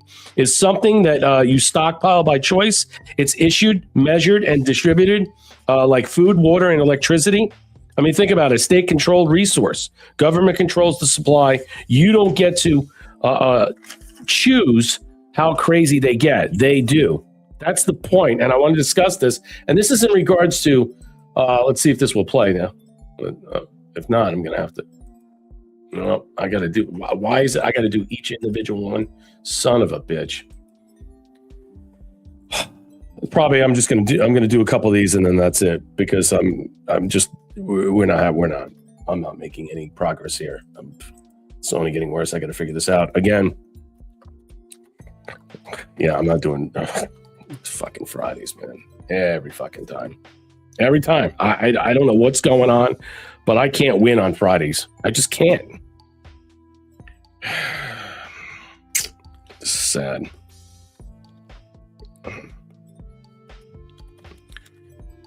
Okay, let's see if this will play.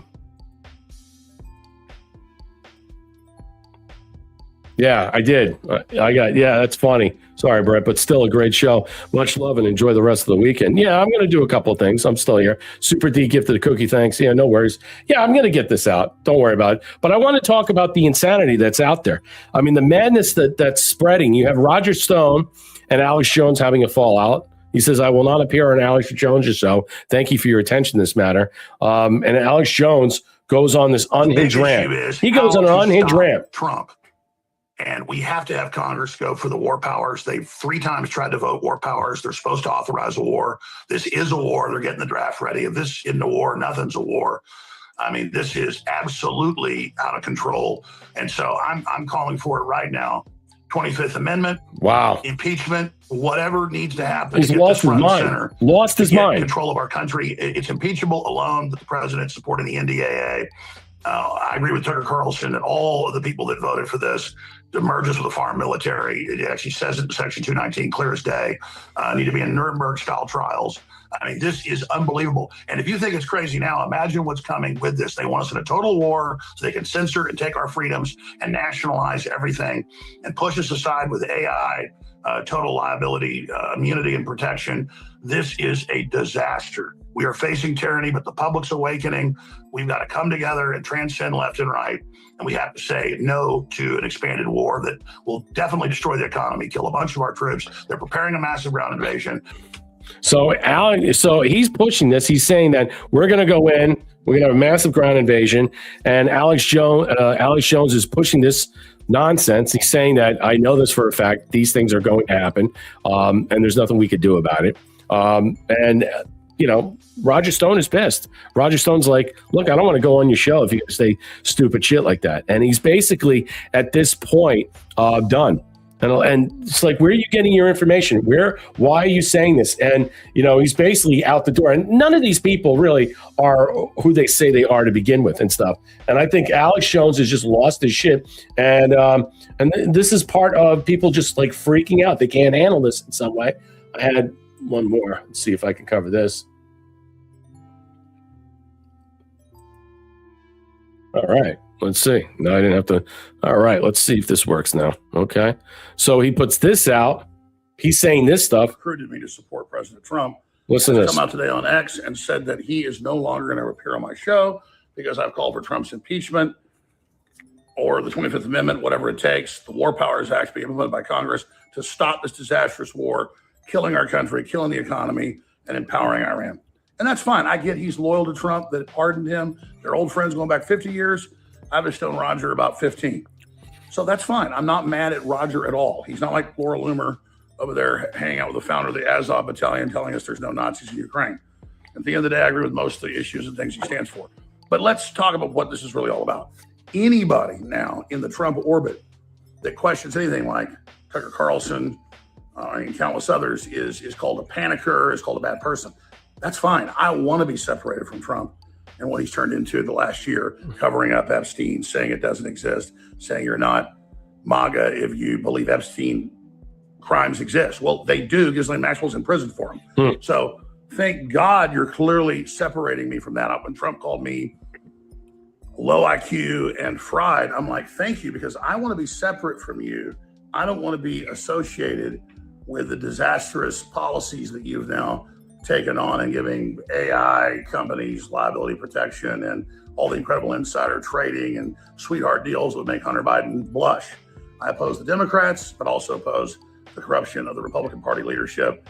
I oppose the neocons and Thune blocking the SAVE Act. I support Trump and pushing for that. And I still support Trump securing the border and trying to get jobs back in America and other things. But that said, I'm not a lesser of evils guy, and I'm not going to sit there and sell my soul and my integrity for this. So I am very glad that we're separating the goats from the sheep here. The public will decide who the goats and the sheep are. But MAGA has been dead a long time. I was never MAGA. I supported Make America Great Again, but I said, I'm 1776. Make America free and prosperous and respected again. And I will continue to build the populist beachhead of the Republican Party and hell, the Democratic Party if we can. I don't have any faith in that. Try to save this country from the jaws of tyranny and the globalists. So I'm not mad at Roger. But at the same time, I'm not in junior high. I don't want to be at the Epstein, Howard Lutnick pedo table. I am glad that they say I'm not welcome at their table because I don't want to be at their table. That's the point of me making all right, that's enough of that. I mean, he's gone off the rails. I mean, I don't know what's up with him. I mean, he is definitely like losing his shit. Pork Chop Billy Brett, what do you think about Trump saying everyone wants data centers? Well, I think there's a combination of what people want, what people need, and this is I think, a race between us and China in some way. I think there's a lot of questions about data centers. I'm not an expert on them, so are they surveillance weapons? It's possible. We don't know what necessary. I mean, there's so many different arguments about data centers right now.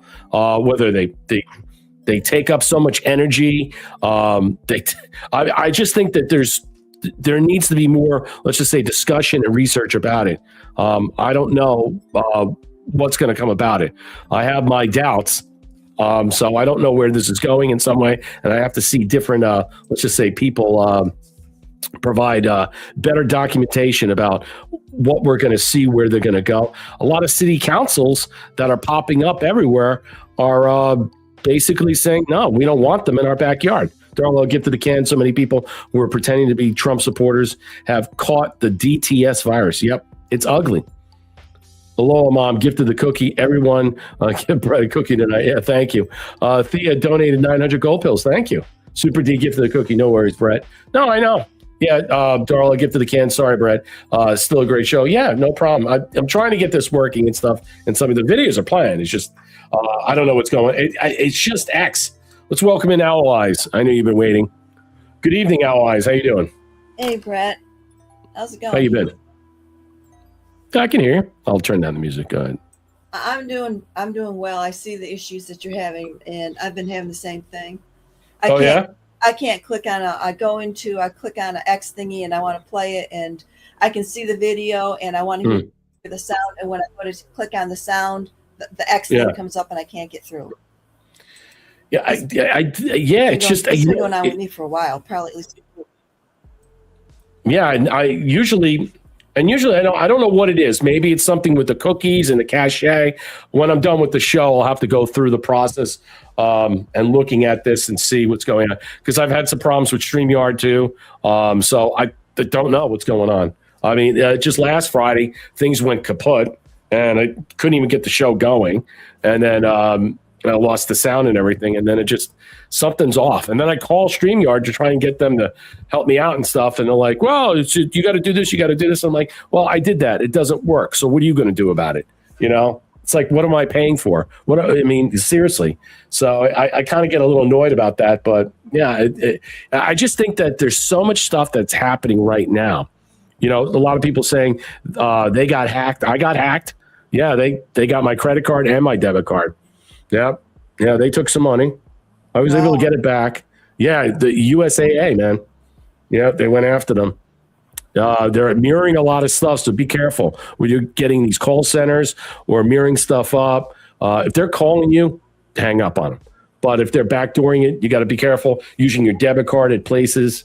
I mean, at this point, it's like they pulled money out of the credit card to put in undrafted into my debit.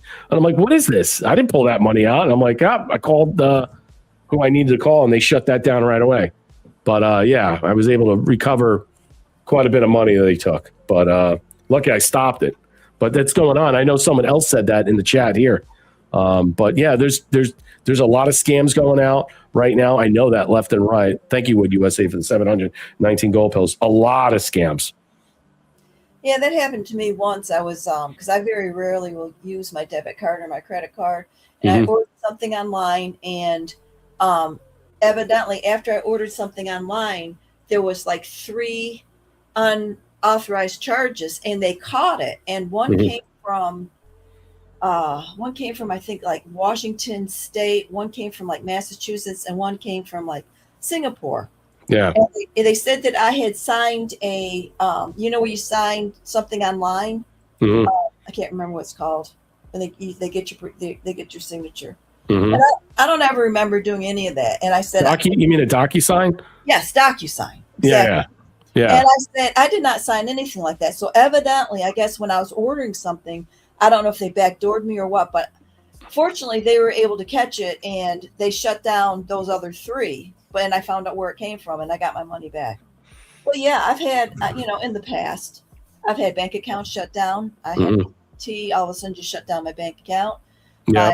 I had a website that got shut down multiple times. It's still down. I've got, back when X was Twitter, I used to be suspended from Twitter and shadow banned. So I don't even mess with that anymore. I tried to go back on 2 other times, and this is when what's his name was first starting to buy it, and it was the same story. They started doing stuff with my videos and everything, so I just said screw that. So I won't even do X anymore. So it is what it is. And what I was watching with you were doing that thing with Camp David with what was it, the EBS colors? Yeah, I think we're being signaled that we're getting ready to. Well, that's the whole point. A lot of the discussion about a lot of people took that and ran. That was trending on X too. And a lot of people took that and ran. They said, there's something up. Why have this, first time ever? I mean, this is a secure location. And usually you have, things that are done there that are kept secret. You don't want it open to the public for a lot of different reasons. And we don't know what type of encryption system they have there. We don't know what type of electromagnetic fields or skiffs that they have to insulate, to protect. But there must have been a reason there to have this for everybody to see. And they only brought a select group of people. They didn't bring a whole cotillion of journalists, you know. And yeah, Lutnick wasn't there. He was not there. A lot of people noticed that. Scavino was putting out, I smell a rat, you know. Yeah. I mean, is the White House still bugged? Is that what we're saying? Is there still operations going on? I mean, is the house clean? I mean, I saw that being put out. It was like the castle is clean. But then why? So maybe they were referring to maybe in some way you have to consider. I always thought Camp David was the problem. You know what I'm saying? Because POTUS didn't like to go there a lot, at least in his first term. And he wasn't, what is it? This is like his second time there. So for some reason, they're there. They did this. And this was, for some reason, some tell. I don't know what it was. If POTUS is sequestered at Camp David, it may be go time. Yeah. I mean, that's the whole point. I mean, I agree with that. I mean, there's something big on the horizon that we're about to see. And we saw that today with President Trump talking. And he made a lot of good commentary about it. I mean, there was a lot of good celebrations to have, especially with the peace accord with Hamas and everything that's going on. I think it's fantastic. But other than that, it's just odd. What's your thoughts? I mean, you know, are you, you know, are you hoping? Are we hoping for something to happen? Are we getting bored yet, or what? Well, I haven't really been watching a lot of anything today because what I have been seeing is there's these weird videos coming out with the portals and that song, and I've been seeing some other videos from the same people, and people have brought up the fact that if you look along the bottom or something, you see those EBS colors that go along the bottom, which is really weird. But I've been hearing stuff. Oh God, I've been hearing so much stuff. I've been hearing, you know, about the pause that might be coming. That could be anywhere from the end of August to into October when the pause could happen, and that the Democrats are already planning to boycott it, like especially California. They're already saying that if there's a pause on the election, California is going to just ignore it, and they're going to still continue with the election. And what these people don't understand is that Trump is not acting in with his presidential powers. He's acting through continuity of government, and he's doing he's wearing the other hat, the commander-in-chief hat, and that this will go through the military, and the military will come and lock these people up, and they'll arrest them. You think we're going to get, like, you know what? I always wondered in some way, you know, aside from all the Q stuff and all that, I often wonder, are we ever going to get like a prima facie example of everything, just like you said? I mean, is it going to be for all the NPCs, the normies, for people that are not really knowing what's going on? Is there going to be a clear, defined, let's just say, understanding? I mean, is President Trump going to explain it? Are we going to explain it to a lot of people? Or is it, this just has to be kept as it is today because we don't want to tip our hands? I mean, people have to know. I mean, you have to think about Congress has to know what's going on. They have to know. And they're all told to keep quiet. I mean, you know, and why we all spin our wheels thinking, all right, we're going to get an explanation. But are we going to get a real explanation? You know what I'm saying? Like, you know, he's going to have to come out and, you know, tell us something big. I always thought that maybe if they're showing us what's going on in Spain and what's happening in Spain with the invasion, that they're planning that to do this again here. And that would kind of just like gin up the argument saying, okay, well, we'll Insurrection Act, you'll get the military covering all the polling booths, you'll get all these different things in place. I mean, do you think that's where we're going with this in some way? But would you need some type of, let's just say, causation in order for them? Or is it just going to be blindly thrown out there and saying, this is what's happening? So this is what I heard. Okay. So I heard that back in, I think it was December 16th or December 18th, I think of 2020, that Trump met with, God, I'm having a brain infarct. He's met with General Flynn and his brother, Sidney Powell, Rudy Giuliani, and the guy who did Overstock.com. Anyways, he met in his office with them, and at that time they wanted him to do the executive order for whatever, I can't remember. It's one of the executive orders about the election, because the election was stolen, blah blah blah. And Trump, I guess, agreed to it. But then after they left, evidently the generals, how he was supposedly put in office, it was like 200 generals that wanted him to run.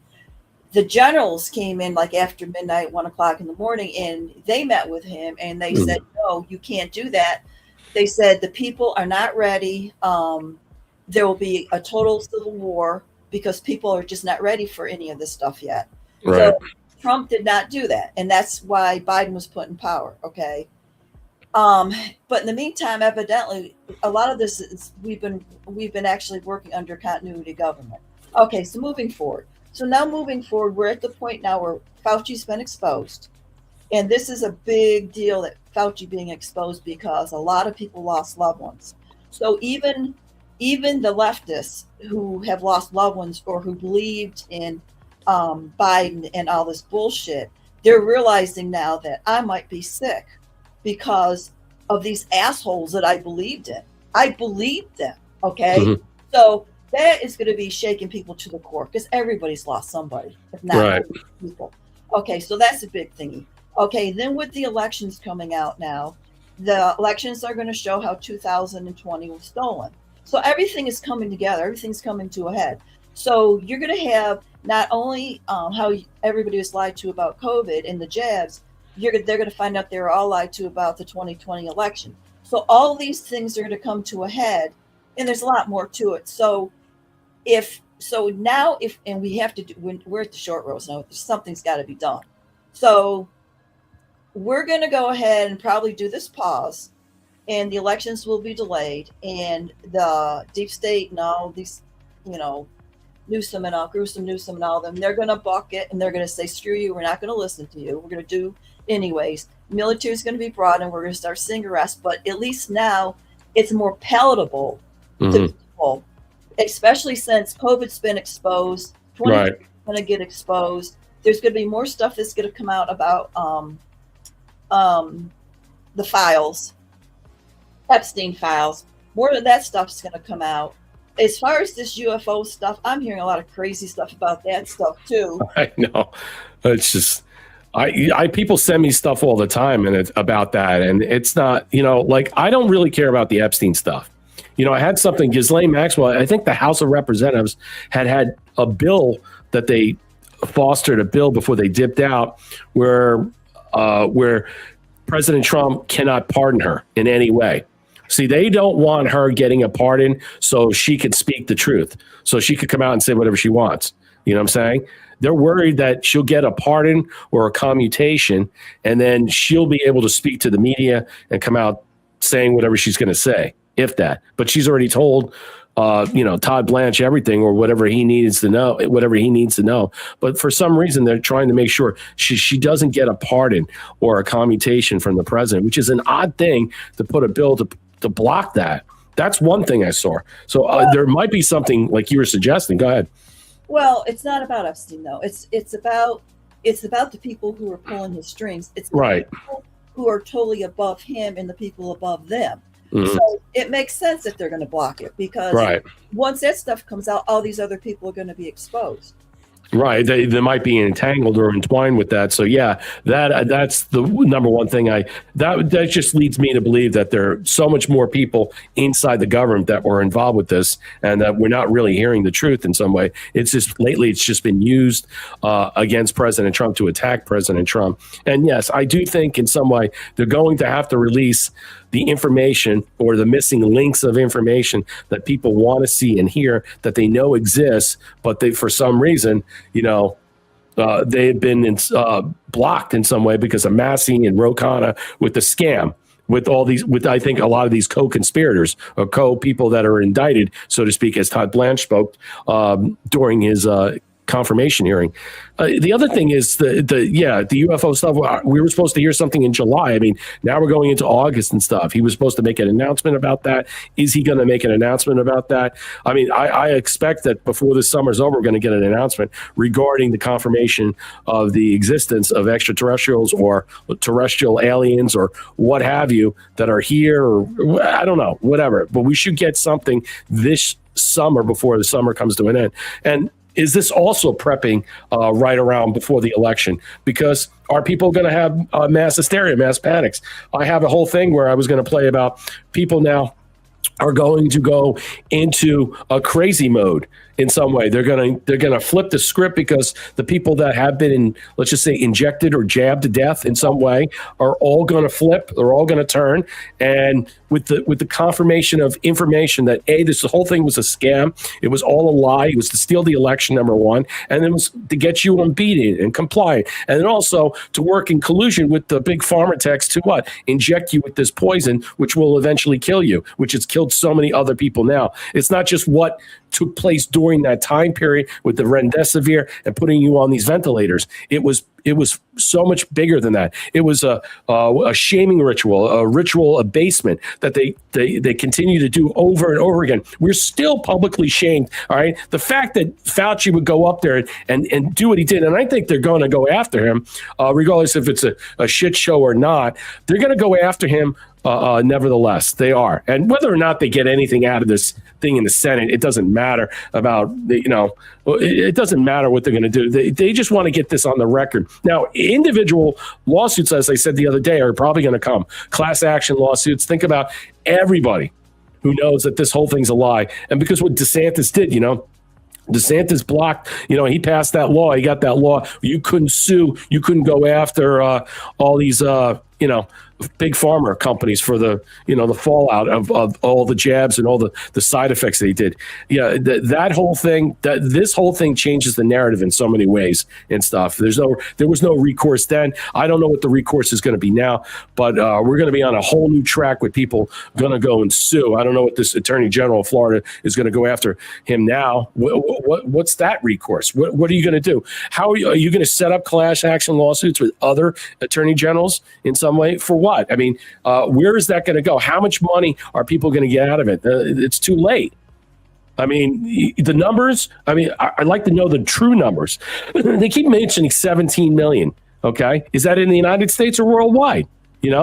That's always parsed out when you look at the numbers of how many people died and you go by state, and then they don't give you a clear answer. They said at least 1 million people in the United States. It's more than that. We know. And how about after the fact? Everybody's taking the jab. Look at how many people have just disappeared and died over the last several years during the Biden administration. No one's talking about that. That's a big thing. The myocarditis and the cancer. I think a lot of these people are going now to lose their shit because they know they're fucked. They know they're fucked. They probably think, hey, look, I'm jabbed and my life is going to come to an end real soon. So it really doesn't matter. I think that's where the relative thinking is now with some of these people. They've lost their stuff. So here's my thoughts. So first I heard that nurses were calling remdesivir run, death is near. I don't know if you've heard that. I heard that. When he said that, I think it was Senator Marino or Josh Hawley. One of those two said it during the hearing. And then as far as the ritual, I call it a ritual with the remdesivir and the ventilator. Mm-hmm. I had gone into clinicaltrials.gov, and because at one point you could, just like you used to be able to go into VAERS and you used to be able to research things really easy until they went in and they made it very difficult to find anything. But I went into clinicaltrials.gov at one point, and you could pull up the protocols, even in your local area, what certain hospitals are doing and everything.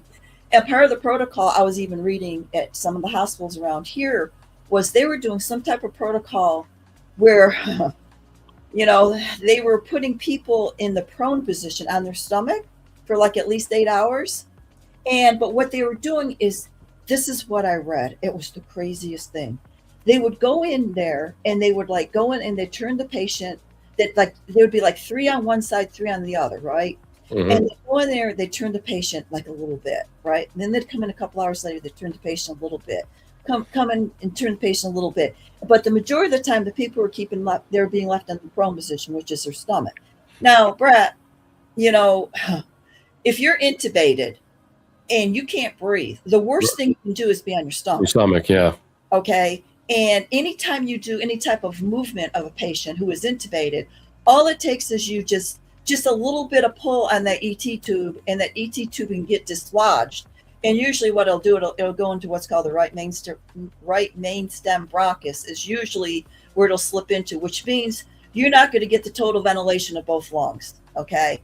So bottom line is the whole situation. When I was reading about this, I'm thinking this is some type of satanic ritual. I have never in my life heard of anything like this ever. Okay. So that was really bizarre. And,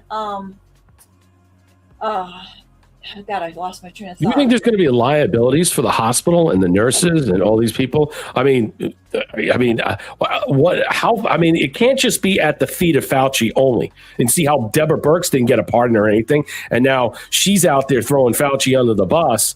You have to consider: is there going to be any liability and culpability that the big pharma and biotech are going to have to, or is it just going to be just basically all washed away? You know, there has to be some type of fallout for them of providing vaccines, okay, in such a limited amount of time that's ready to go, that they had them ready to go, that killed a lot of people. It's not just, you know, Pfizer, Johnson & Johnson, you got AstraZeneca. There's many other ones that are out there too that they pulled right away. So you know the easiest way to squash all this stuff about Fauci and the medical protocols, and in the meantime, you know, them stealing the election and all this other rotten stuff these Democrats have been doing when we're coming into election season. You know what the easiest way to squash all this is Fauci exits the picture, okay? Yeah. And I think it could very easily he could be taken out by somebody who's a leftist, right? And of course, what they'll do is they'll blame it on the right. Right. And they'll try to change the news cycle. And that's the easiest way to try to change the news cycle and shut him down, because he's no longer useful. Right. No, I don't disagree. I mean, I think it would, you know what? It would be stupid if he's 85 years old. It would be stupid. It would be stupid, I think, to try and blame it on the right when everybody across the board from every spectrum should be all pissed off about this guy. The question is, how much culpability does he have what he's done? I mean, that's the key. I mean, the fact he couldn't even answer any questions, he's lied multiple times, that he can't keep a straight face with anything. It's not just him, okay? He was the face of something bigger. And that's the point, that we have to what? We have to wrap our hands around. He's a face of something bigger. Okay. It's not just what China did per se with selling us this lie about escaping this virus out that was purposely done, intentionally done out there. There was nothing but a severe flu. But the over exaggeration, the ritual abuse, the abasement that they continued on, selling that narrative in a lot of ways, the depression, the suicides. Yeah, I mean, it all adds up. What about the hospitals? Again, I ask about that. What about the people that were utilizing this for the mail-in ballots? When are we going to get some type of position about that we get rid of mail-in ballots once and for all? Because there has to be a mentality out there where people are like, wait a minute, this was all created because of COVID. COVID's a lie. Now let's draw our conclusions that the mail-in ballots are a scam. Are people going to get to that next level? Okay. Are going to be smart enough to say, hey, maybe the mail-in ballots doesn't work. Maybe we understand that, hey, look, the bottom line is that they were only utilized in some way. We know about USPS. We know about UPS. We know what they did. Are people going to come to a logical conclusion of that, or is it going to take a little bit longer? And I don't think these elections are secure by any means because of the voter rolls. So that's why I never thought in some way we were going to have an election. Whether it's a pause or not, have you said, because I've said that before, I've also said the possibility of having it cancel because of something else that would be so disruptive at the time. And that would be the first time in history that would happen, apparently. We'll see. I'm not totally sure in some way, but I don't have any faith in these elections whatsoever. There's no proof to me that these elections are going to be secure. There's just none. You know, just like Mark Wayne Mullen is not proving to me to be a good Homeland Secretary. Yes, I understand what they were doing in the previous administration or a previous regime that was running Homeland in some way. They were showing you what they were doing. Now they're just doing it quietly behind the scenes so nobody could see what's happening. But at the same time, that leaves doubt that anything is happening where there's a maximum amount of drawdown or, you know, a repositioning. I don't know. I mean, people want to see what's happening with the removal of illegal alien scum. I mean, it's the bottom line, especially after today. You know what I'm saying? I'm surprised Holman's not out there like screaming his bloody head off. Well, I think you know, I think right now we have, if things go crazy when like I think Fauci's going to be dispensed of just like Epstein was. I think that's taken up. It makes sense. It does. It makes sense. I get it. You know. But as far as the election and all this stuff, I think I think there's going to be an activation, and I think the biggest thing we need to really be concerned about is making sure that we're safe, that we have water, we have food, we have meds. Yeah. You know, I heard today, I think it was today or yesterday, I heard that once the EBS system goes off, we have 3 hours to basically get to where we need to be. Wow. For lockdown. Wow. And that's the first time I've heard that. And it was some guy who was talking about, he was a survivalist, right? Mm-hmm. And he was talking, you know, evidently he knows a lot about a lot, whatever. But that's what I heard. I mean, you know, when you start hearing like specific dates, that sort of tells me we're getting close. Mm-hmm. So like the cities, like he was saying, people who live in the cities, once everything goes down, they're screwed. Okay. Yeah. There's no power. If the grids go down, like one of the things they were saying was, why are we not fortifying our grids? Instead of fortifying our grids, the elitists and all the rich people they're building their bunkers underground. Right? So which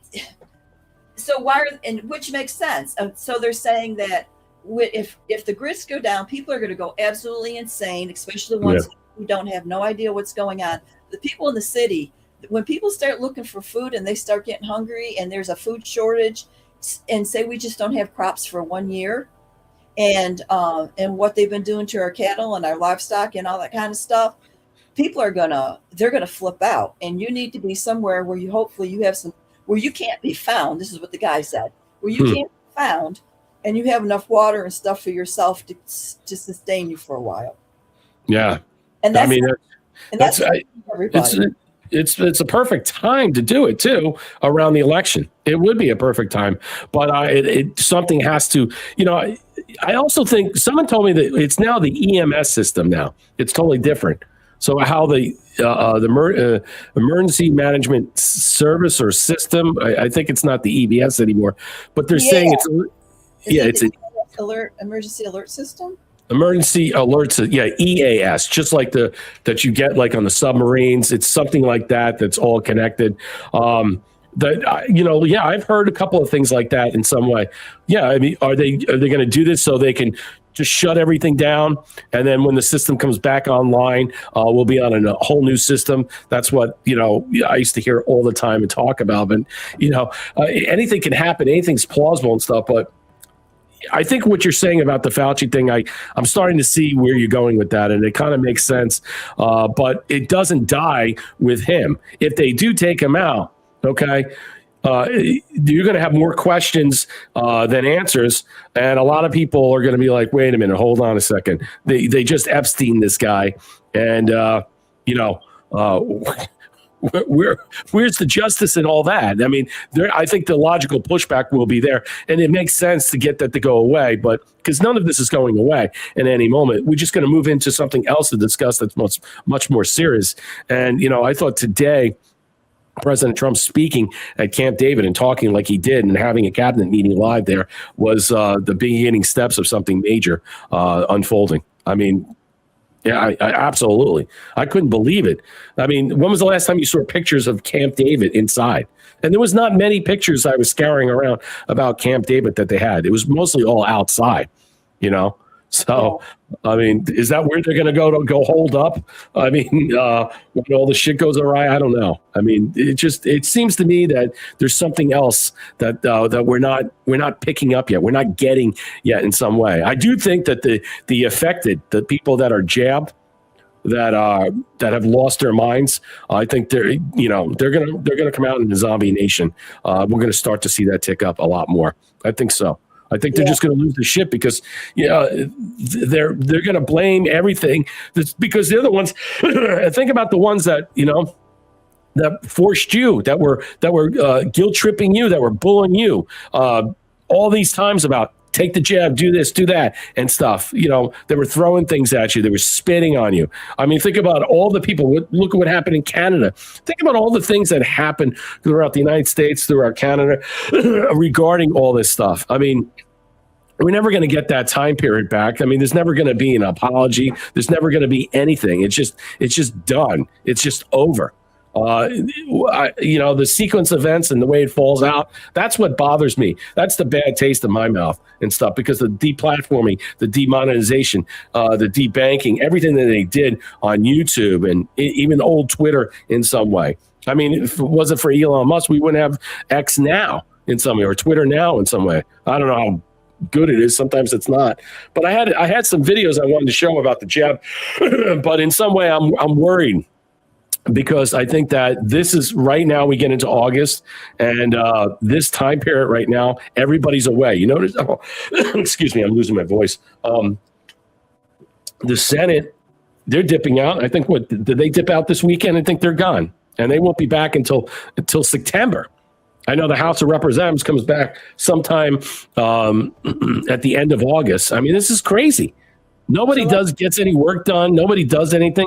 And maybe it's a good thing, right? I mean, does it even matter anymore? So let me give you some woo-woo, okay? I'm going to give you some woo-woo now. And y'all can think I'm crazy if you want to, and that's fine. So let's talk about Lindsey Graham. Yeah, okay. So he dies, and he's 71, flipping around, he's 17. He dies on 7/11, flipping around 17. He dies 71 hours after leaving Ukraine, from the time he left Ukraine and died 71 hours, flipping around 17.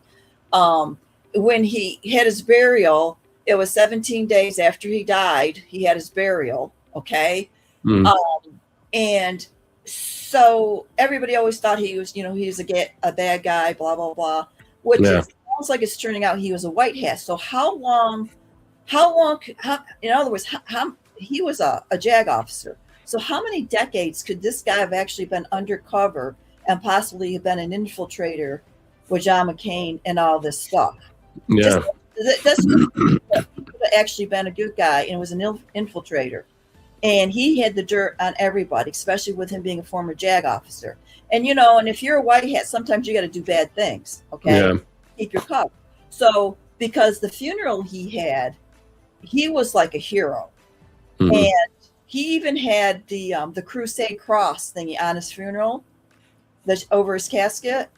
And I was seeing some more pictures of that cathedral, or whatever it was he was in.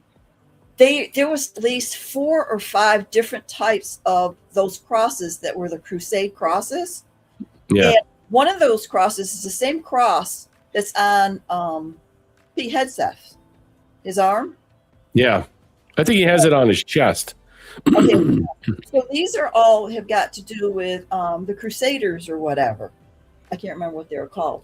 But anyways, so you're talking about something that may have been corrupted at one time, but maybe is no longer corrupted. I can't remember what. The Knights of Templar? That's what Trustee Templar. Yeah. That's it. So, so just think about now how quickly once Lindsey passed. Right. Trump used some really cryptic language. He was talking stuff about like his heart exploded and I know. It was just, what do you think about what, I mean, I don't know if I buy the whole thing about Ukraine and in Russia and all that stuff. I mean, but him showing pictures of that facility, and then he comes back home, and then he dies at home, and then someone calls. But hearing the senators talk about this, I think what's his name, Tommy Tuberville, he had an interesting take on this and stuff. It was just a weird way. I wonder if he was poisoned. That's the thing that I think about. So let me continue. So he was shot. His heart exploded. Just weird. Yeah. Those weird dialogue. So then, okay, now here's where I'm going to go woo on you. So he's a JAG officer. Okay. Gitmo's opened up, ready for business. Okay. So and I'm just going to put it out there. Who's to say possibly he wasn't taken off the board to go down to Gitmo? Yeah. To possibly be a JAG, because he had the goods on everybody. It's a good point. I've heard that too. I've heard that. Yeah, a lot of people say he's a double agent. I mean, but I heard that as well. Someone brought that up. I forget who brought that up. It was on a platform. I heard that saying that that's a possibility. Because you never see. I mean, whatever happened to what's the senator from Alabama? Not Tuberville, but what's that? Yeah, that he replaced. Yeah. Yeah, it was the attorney general, remember? And then and then where is he? It's like he's disappeared. Whatever happened to him? A lot of people say he's at Gitmo doing stuff. I mean, I don't know. Like I said, I don't know. I don't really know what's happening. But it does make sense in some way that they had to fake his death in order for him to do all this stuff in some way. Yeah. Sessions. So, okay. So Jeff Sessions was the other one. And then I also heard that you've got to have at least 2 live, if you're going to try people for treason, and I don't know how to do this, but I heard that you've got to have at least 2 live witnesses. Right. Yeah, that's true. That's in the handbook. I've actually read that. That's military law. I think that's military law. So was he the one who actually blew the whistle on McCain? Could be. So I'm not saying he's ever going to come back. Okay. Right. I think if he is alive, he ain't coming. He's in Valhalla or whatever you call it. Right. But the other thing is how quickly Trump said, I have somebody to replace Lindsey, and how quickly he put his sister in there. It's like maybe he said, okay, Lindsey, man, it's time for you to go. Things are getting too hot for you right now, right? Because he was a double agent. Things are getting too hot. It's time for you to go, and I'll take care of your little sister for you. It's a good point. I've heard this too. I've actually, it's funny, the other day, probably, what was it, Wednesday? I was up late Wednesday, and I was listening to somebody, and someone else was referencing this, and now that she's apparently going to run in the primary, and if there's a runoff, whoever, because I guess it's, if you don't get 50%, it's going to be the best, whoever the best 2 candidates are to run off August 11th. So, I mean, August 11th and August 25th, but she apparently is planning on running. And a lot of people think that she's not going to win that. They don't like this at all about her in there. And I'm like, you know what? Change the 17th Amendment then. I mean, the states are allowed to do whatever they want. And it was the governor that picked her. You know what I'm saying? I mean, the laws are in place. So when it happens to Democrats do it all the time. Democrats do this all the time. This happens and 45 states follow the 17th Amendment. Okay. Have governors pick their, someone that, that's a congressman or a senator that passes away or what have you. But only 5 states have where the 17th Amendment really plays a role. And if you read the 17th Amendment and understand, it actually outlines what it's supposed to do. It basically says that a governor actually goes in if you die in office in some way, the governor has the authority to go and pick and choose who they want to replace them for whether that term or not. There's a special election. And actually, if you read the 17th Amendment, it specifically states how it's done. And everybody's up in arms about this. They don't understand how this stuff is. It's not right. It's not fair and stuff. It's the way the law is set up. I mean, they changed it. I mean, that's the way. And only 5 states allow the state legislatures to do that. I mean, in South Carolina, that's not one of them. The governor picks and chooses. I mean, I think it's, what's the state where Mitch McConnell lives, Kentucky. I believe that state, the state legislators choose. They change the law where the governor, Bashir, doesn't have a choice. But some people say that that's the reason why Mitch McConnell, or they're hiding him in some way because he's not alive, he's dead, and they don't want this to go to the Supreme Court or something. They think there's an argument that Bashir can argue on this in some way. That's why they're keeping McConnell away, his death away completely. That's another discussion for another time and stuff. But no, I don't really care. I mean, I don't know. Does she have the chops to be a senator? I mean, what was she? She was what? She was in public administration or something like that. She was in some type of public imaging or something like that. I don't even know what her background was. Was she in school? She was a school teacher? I don't know. I have no idea, but that does make sense. I've heard that before. I've heard many people suggest that and say that. Let me show you this, and then we'll. Let me see if this plays. I've been having problems with X. I wanted to play this. This was really Nuremberg 2.0, but listen to this. Son of a... I got to get out of it. But continue. I can't play that. I'm going to try and... I've been having problems with X. It won't let me... I got to sign in and sign out. I don't understand what's going on here. But go ahead. You were saying? I was just looking at who you were trying to bring up. I can't remember his name, but yeah, I've seen this guy before. I'm going to try and see if I can get this. Yeah, he's out on the West Coast. Cliff High. Yeah, that's it. That's who that was. I've seen him on a couple of shows with. So the other thing, let's talk about Trump running for 48.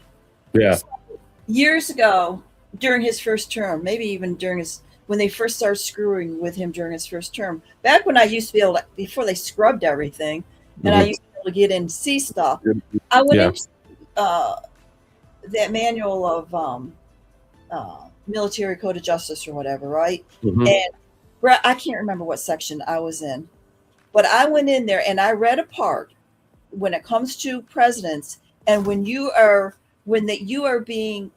are doing sedition and treason against you and they're blocking you from being, performing your presidency, that you are entitled to have another term.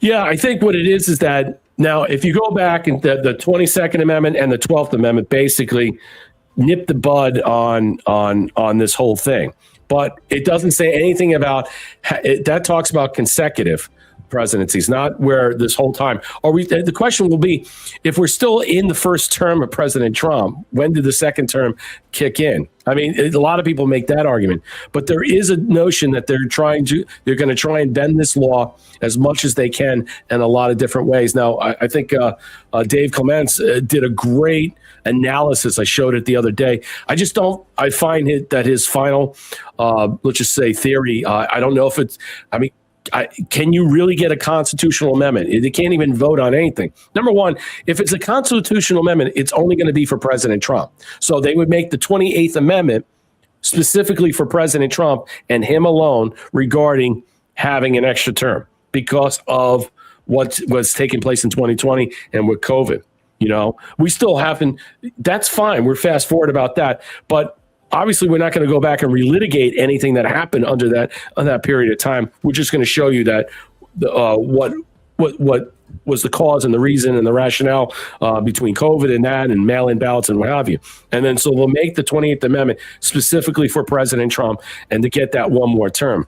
Well, I'm not even talking about the Constitution. I'm talking about the Military Code of Justice book. Oh, okay. So I'm talking about something totally separate. There was a part in there that said, if there is sedition and treason against a sitting president of the United States, that he is able to repeat that term. And you got to think about it now. And I don't understand why nobody's said anything about this Military Code of Justice book, but I know what I read, and right.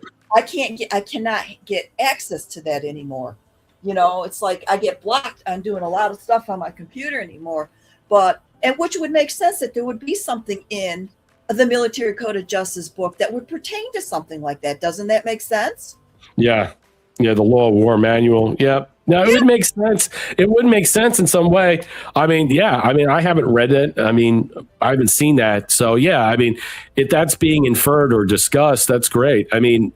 Well, nobody's well, you would have to explain that to the people. I mean, my point is this. With all this that's out there in some way, are we going to get that explanation that we were under a continuity government or we were this or we were that? Is this going to be explained to the people?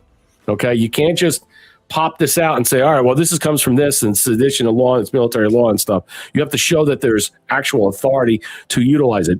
I mean, you're going to have to explain to people these things. And I think a lot of these things will just go over people's heads. They won't process it in a way. They just don't. So then I heard that in March of 2020, when COVID first came out and everything, I'm hearing that Trump went to Cheyenne Mountain and he made sure everything was safe. And because remember, he started saying he was a wartime president. Mm-hmm.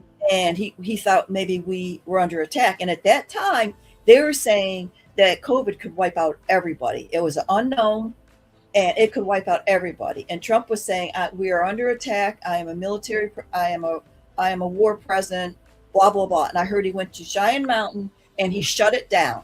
And he, at that time, because he had to keep them safe and secure, whatever, if we were actually under attack, and that he, I guess, actually resigned the presidency and he went right into the commander-in-chief mode because COVID had interrupted his presidency. And if that that's true, and he never passed the football to Biden. He kept the codes in his head.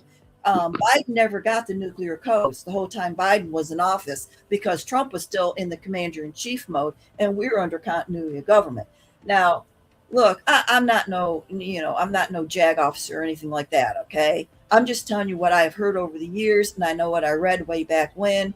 And if this is all true, then when exactly did Trump's presidency end? Yes, that's my point. Did his presidency actually end in March of 2020 when he? That's my point. That's exactly that's how that is going to have to be explained in some way. Which would mean that presidency was interfered with, so he only served with one president. This is his first term, full term. Well, look at what's going on with this term. He's still being interfered with. Well, that's my point. I mean, is that going to be used and proven to do this in some way? And how do you get people behind this? How do you get the Senate and the House when you get new people in there? How do you get, 3/4 of the legislature? I mean, state legislatures to pass that. 3/4 of that's 38 states to pass this. You're going back to the Constitution again. Yeah, I know.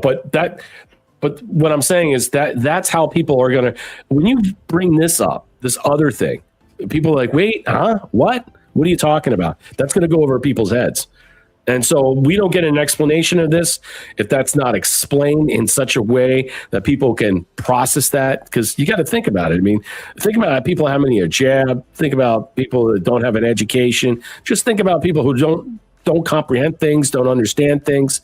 I mean, hell, there are just people out there who have no idea who was president, when, at what time. I mean, they just don't have any understanding about our history. They're not going to, I mean, to really walk them into this or read them into this, that's going to be really hard sell. I don't know how that's going to be. Again, I'm trying to find an off-ramp for the way the president is going to explain to us or any of us if this is all going to be done, whether an EAS system goes online and everything else is shut down and we are wholly focused and captured to that attention of whatever that's going to spell out. I think, yes, that'll be the only way because we'll be glued to that. But other than that, after that time period is up and stuff, still the other explanations of other things that are going to happen unfold, people still have to process that in a different manner. You're going to have to explain this to people that are older, that are younger.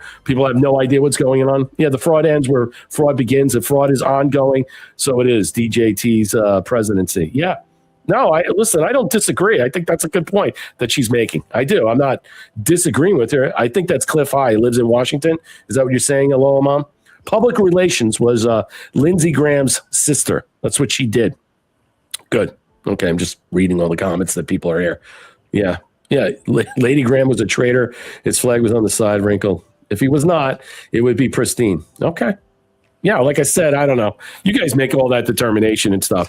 To me, I just what I want right now is that I want the best information what we're going into in this month. Okay, and where does that lead to? All right, what's the off ramp to get us not to have an election? What is going to take place in order for us to prevent this from happening? They know something is going to happen, so they're ginning something up.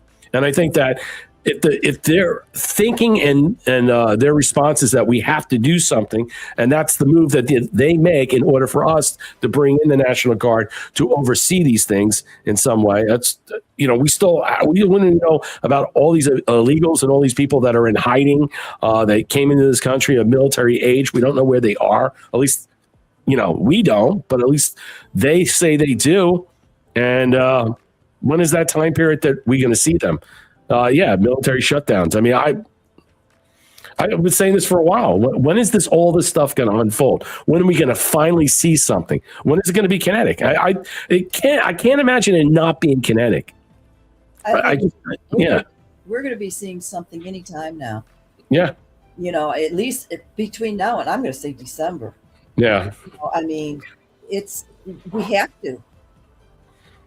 We have to. So all I can say is people better be prepped and prepared for what might happen. I mean, if this stuff is really true, what I'm hearing and all this kind of stuff that I've been hearing like forever, if this stuff is really true, people better be prepared, because you don't want, I was telling my son, I was thinking about getting like those hurricane shutters like you have down there in Florida, and somehow on the inside of my house so I can lock up my windows if I have to from the inside. Interesting. Do something crazy so people can't get in my house if I'm here.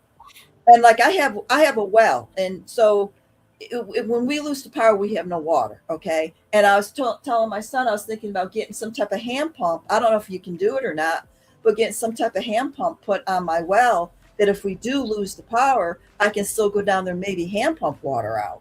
Right. I don't know. I mean, get ready to go back to the the 1800s or whatever. Do you have a generator? Yeah, I got a solar and I got a gas powered one. Right. Yeah. And you don't have one connected to the water?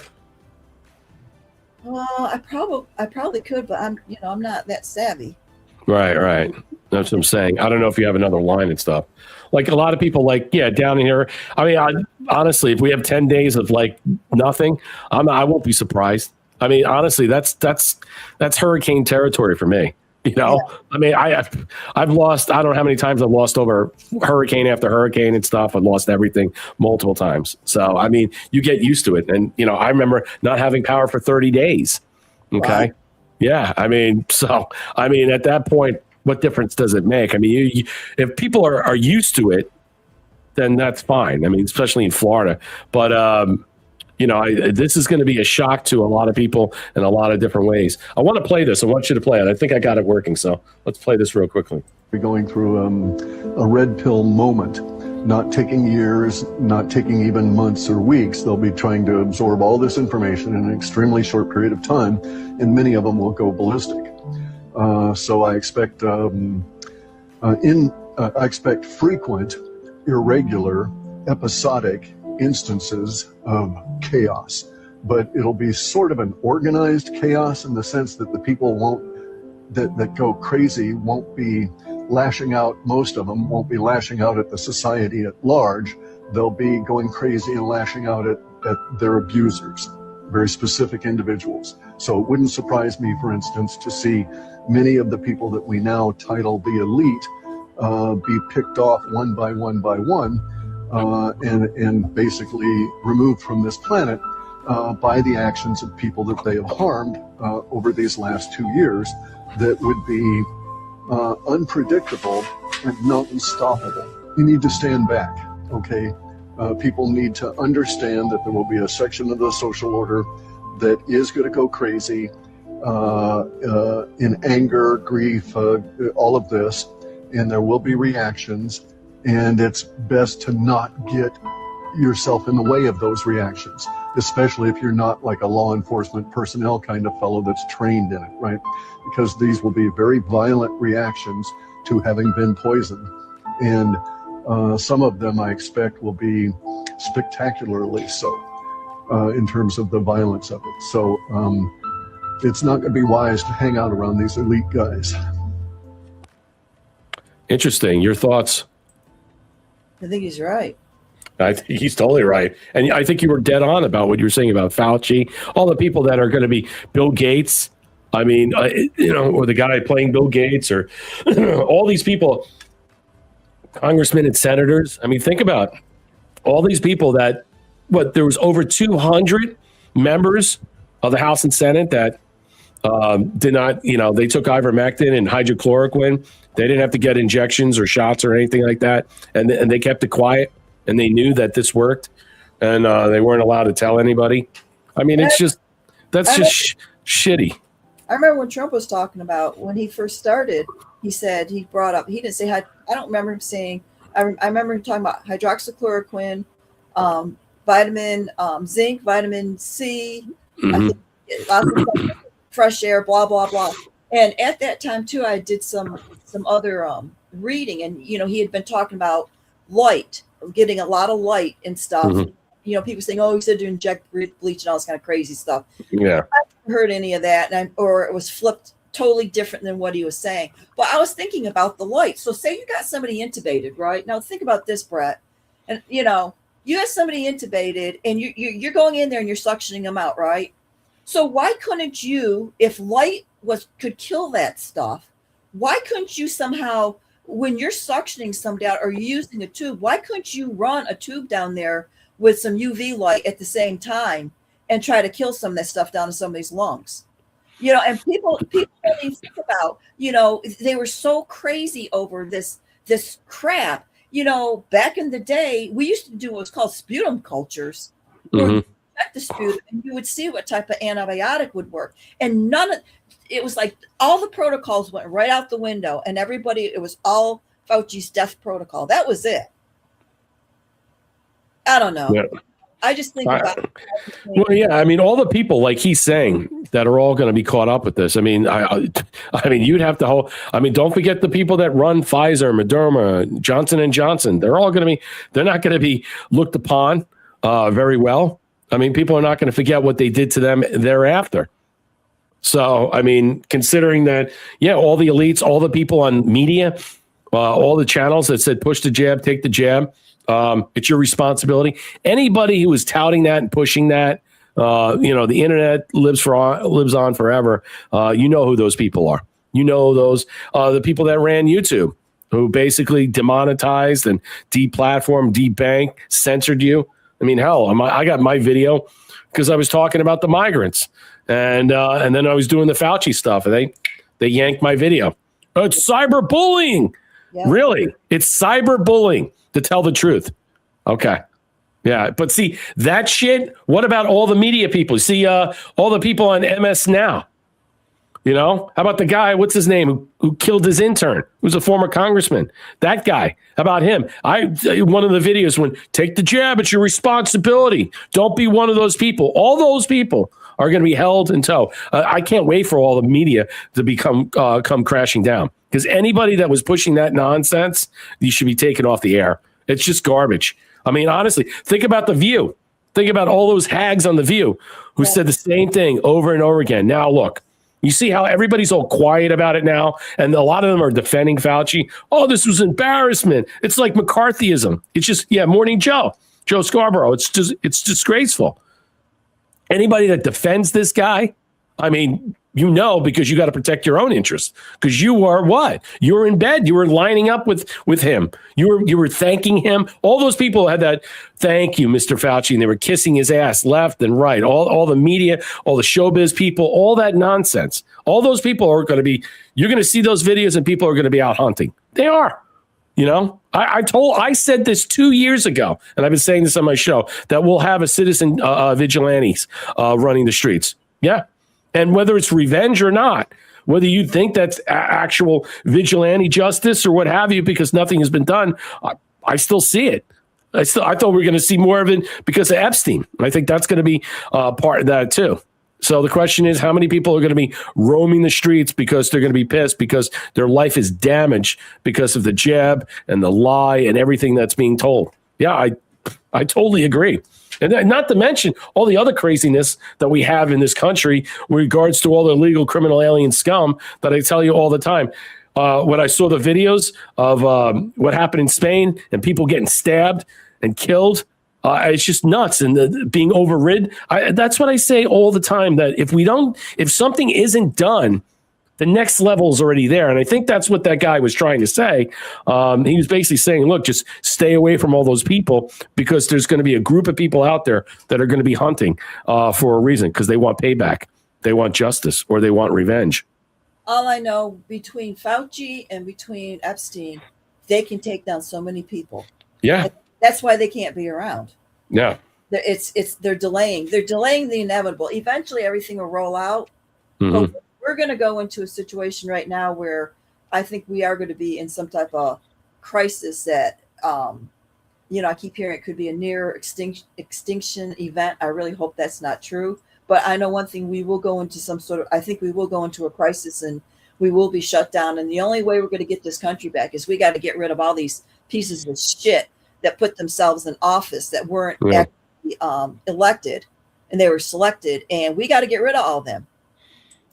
No, I don't disagree with you. I mean, that's what I'm saying. When is this time going to happen? Thank you, Sean Joe, for the cookies, and Wood USA, thank you for the 719 gold pills. I mean, when is this? I mean, people want this. I mean, look, they sit back and say, because a lot of people, nothing's happening. I think a lot of things have happened. Okay, a lot of things are happening, but from a certain point of view, I think people want a little bit more. They do. And I think there is part of people that want to see things a little bit more kinetic. They're frustrated.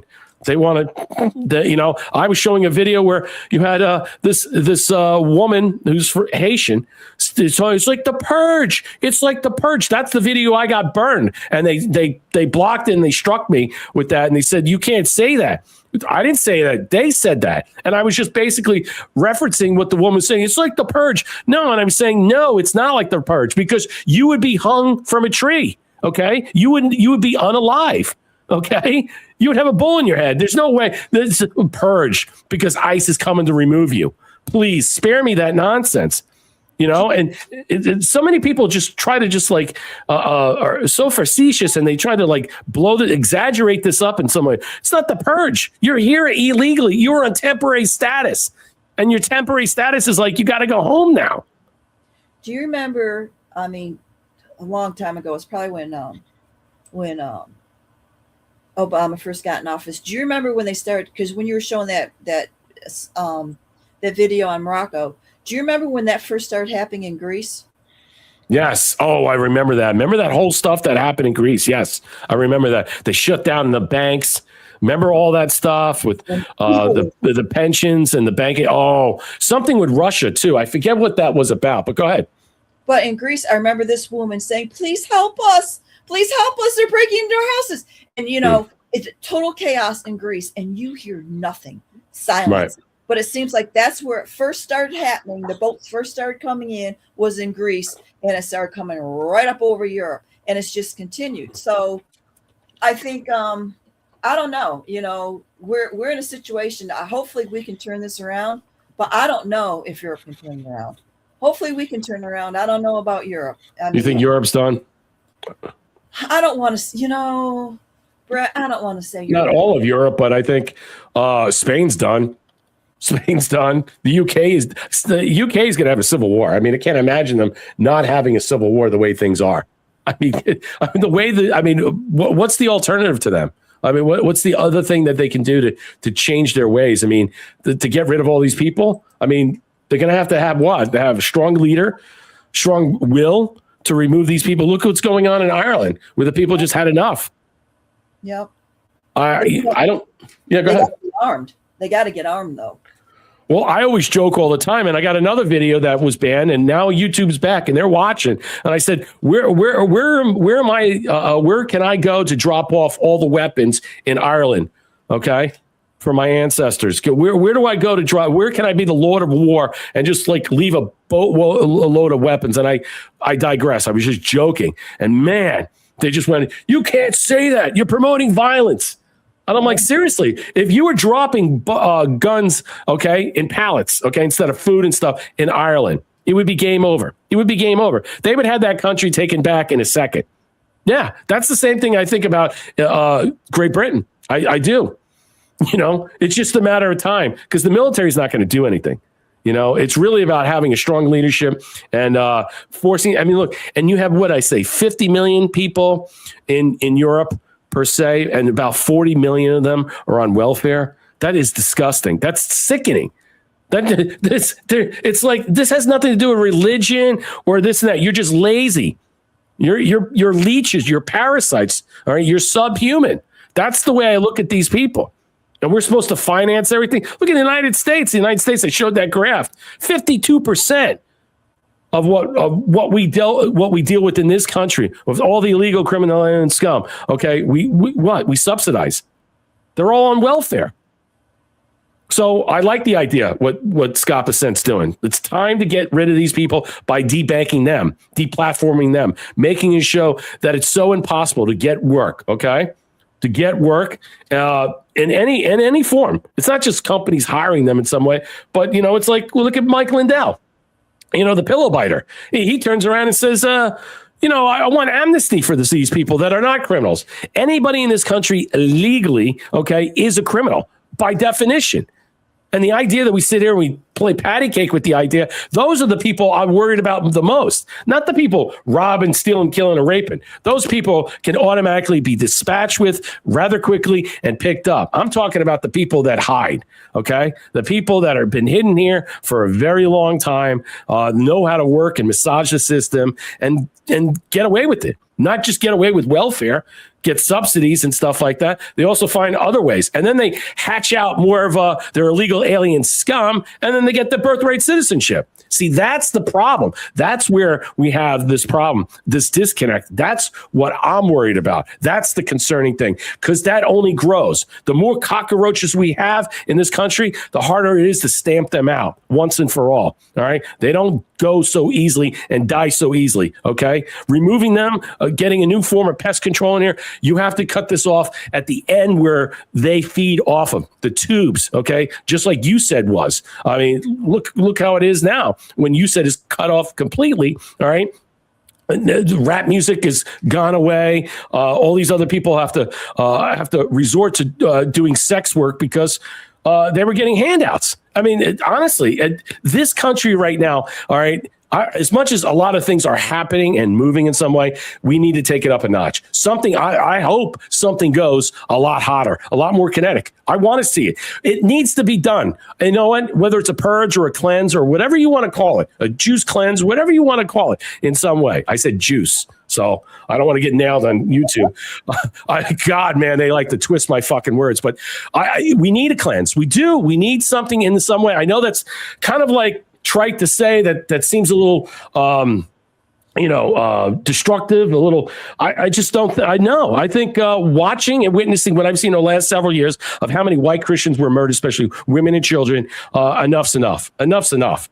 These people are lucky they're not getting plucked off one by one by citizen vigilantes and stuff, or even, let's just put it this way, ICE or what have you. And they want to bitch and moan about 3 people that died, okay, that were violent, attacking ICE. What do you think's going to happen, okay, when these angry mobs of people are going to go after the elites in some way because they're injured, all right? They're injured by the vax, or they're injured because of this, or they're injured because of that, or they're losing everything because of that. Now you have a group of people that are going to become unhinged for one reason, and then you have other people that are just pissed off about the whole thing in general, about the illegal alien scum and all the problems we have, and the insecure voting situations we have, the 2020 stolen election, and now this coupled with what happened with Anthony Fauci and the truth that's being disseminated out. I think it's a clusterfuck. It's a perfect storm of chaos that I think we're going to see. I think so, and I think it's going to be hot and heavy. Well, all I can say is button up, buttercups, because it's getting ready to get real. Yeah, it is. We have Trump. That's all I can say. Well, I think the only reason that we're not having this in some way, we haven't reached this apex in some way, is because of him. and because of the stability of him and what backs him in so many different ways. I mean, that's the only thing I could think of, because without him or without whatever's behind him, whatever's like behind the scenes or beneath the scenes or that are beneath the surface, so to speak, that's, keeping things like, buttoned up or let's just say patched to a certain degree until really things come crashing down. I mean, how are you going to reset the system?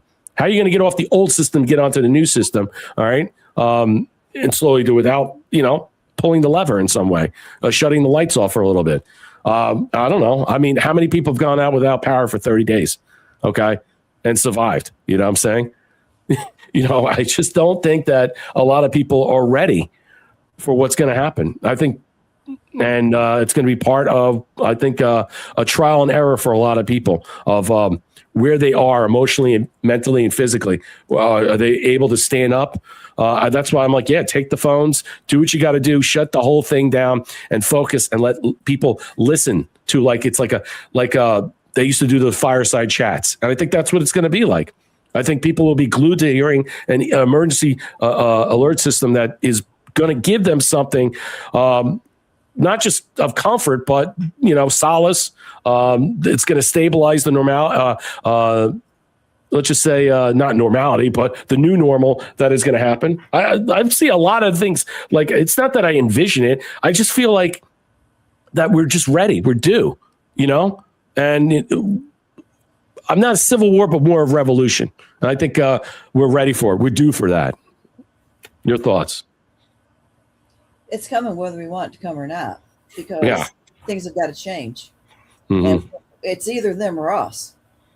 So it is what it is. And it's, this is for survival. Yeah, I mean, I'm just done with the idea that we somehow we can. There's that we have to coalesce and that we can break bread. And no, there's none. It's none of that. I think the 2020 election and COVID really just broke everybody completely. I know it broke me. It broke because of the stolen and the January 6th, and then them telling Todd Blanche that he can't utilize a fund of money that he won from the IRS, his own money, President Trump, to use this to what? Pay back as a restitution of damages, okay, for all the people that suffered, that lost their businesses and their jobs and their families because of January 6th. All these things that are in tow, not just the election, COVID, the election, and January 6th. Those three things right there really changed his country. And I don't know how people are going to reflexively repair. I don't think there are people wanting to. They're not moving on or moving forward. They want something done about it. I hear them. I hear people in the chat. I see it all the time. They want their day. They want a showdown. You know what? Let's give it to them. I mean, honestly, if this is all a show and all a movie, let's see the biggest production going. I want to see it. You want to see National Guard rolling down the streets? You want to have some type of insurrection, and I don't think it's going to be every state. I kept saying this over and over again. I think it's only going to be 9 to 12 states. You know what I'm saying? What are the biggest breeders of what? Of the sanctuary blue state fiefdoms. Those are it. New York, California, New Jersey. I mean, there's going to be areas, Washington, Oregon and stuff. So Chicago. I mean, I can only see 7 to 12 tops. It's not going to be the whole country, but we're going to witness it. We're going to see it. Maybe there's more. What's your thoughts? I think there's going to be pockets. I don't think it'll be all states, but I think there will be pockets, and I think it's going to start out with a lot, and it's going to eventually consolidate down until it's gone. But all I can say is, people just need to be prepped and ready and pray for Trump. Yeah. Yeah. Okay, guys, that's our show. We went way over. Thank you, allies, for calling in. Long time. Yeah, good information. I kind of like. It's good to shoot the shit around with hearing new stuff and hearing what other people out there think. What's going to happen? I mean, I feel you 100% that. We're just it's just on the cusp, it's almost right there. You can almost taste it. It's like something is about to be unleashed, and Yeah, I just can't get away. Honestly, I think for a lot of people, if they get what they need and get what they want out of this in some way, that's their restitution for a lot of people. You know, it won't bring back their family members. It won't bring back what they lost during January 6th. It won't bring back 2020. But it gives people hope that the idea is that there's real power that is absolutely happening, and we can see it, and it's moving heaven and earth here. And that, to me, that's the most important thing. And that people need to see it and need to feel it. Well, that's our show for tonight. I dropped all the pills and stuff out there and stuff. I will return on Sunday. All right. Have a great weekend. Thank you, allies, for participating in tonight. It was good conversation. Really, really good. I gotta get X squared away and find out what's going on. I was hacked this past week, so I've had a lot of problems. So thanks again. Good night. Ciao, Bella, everybody.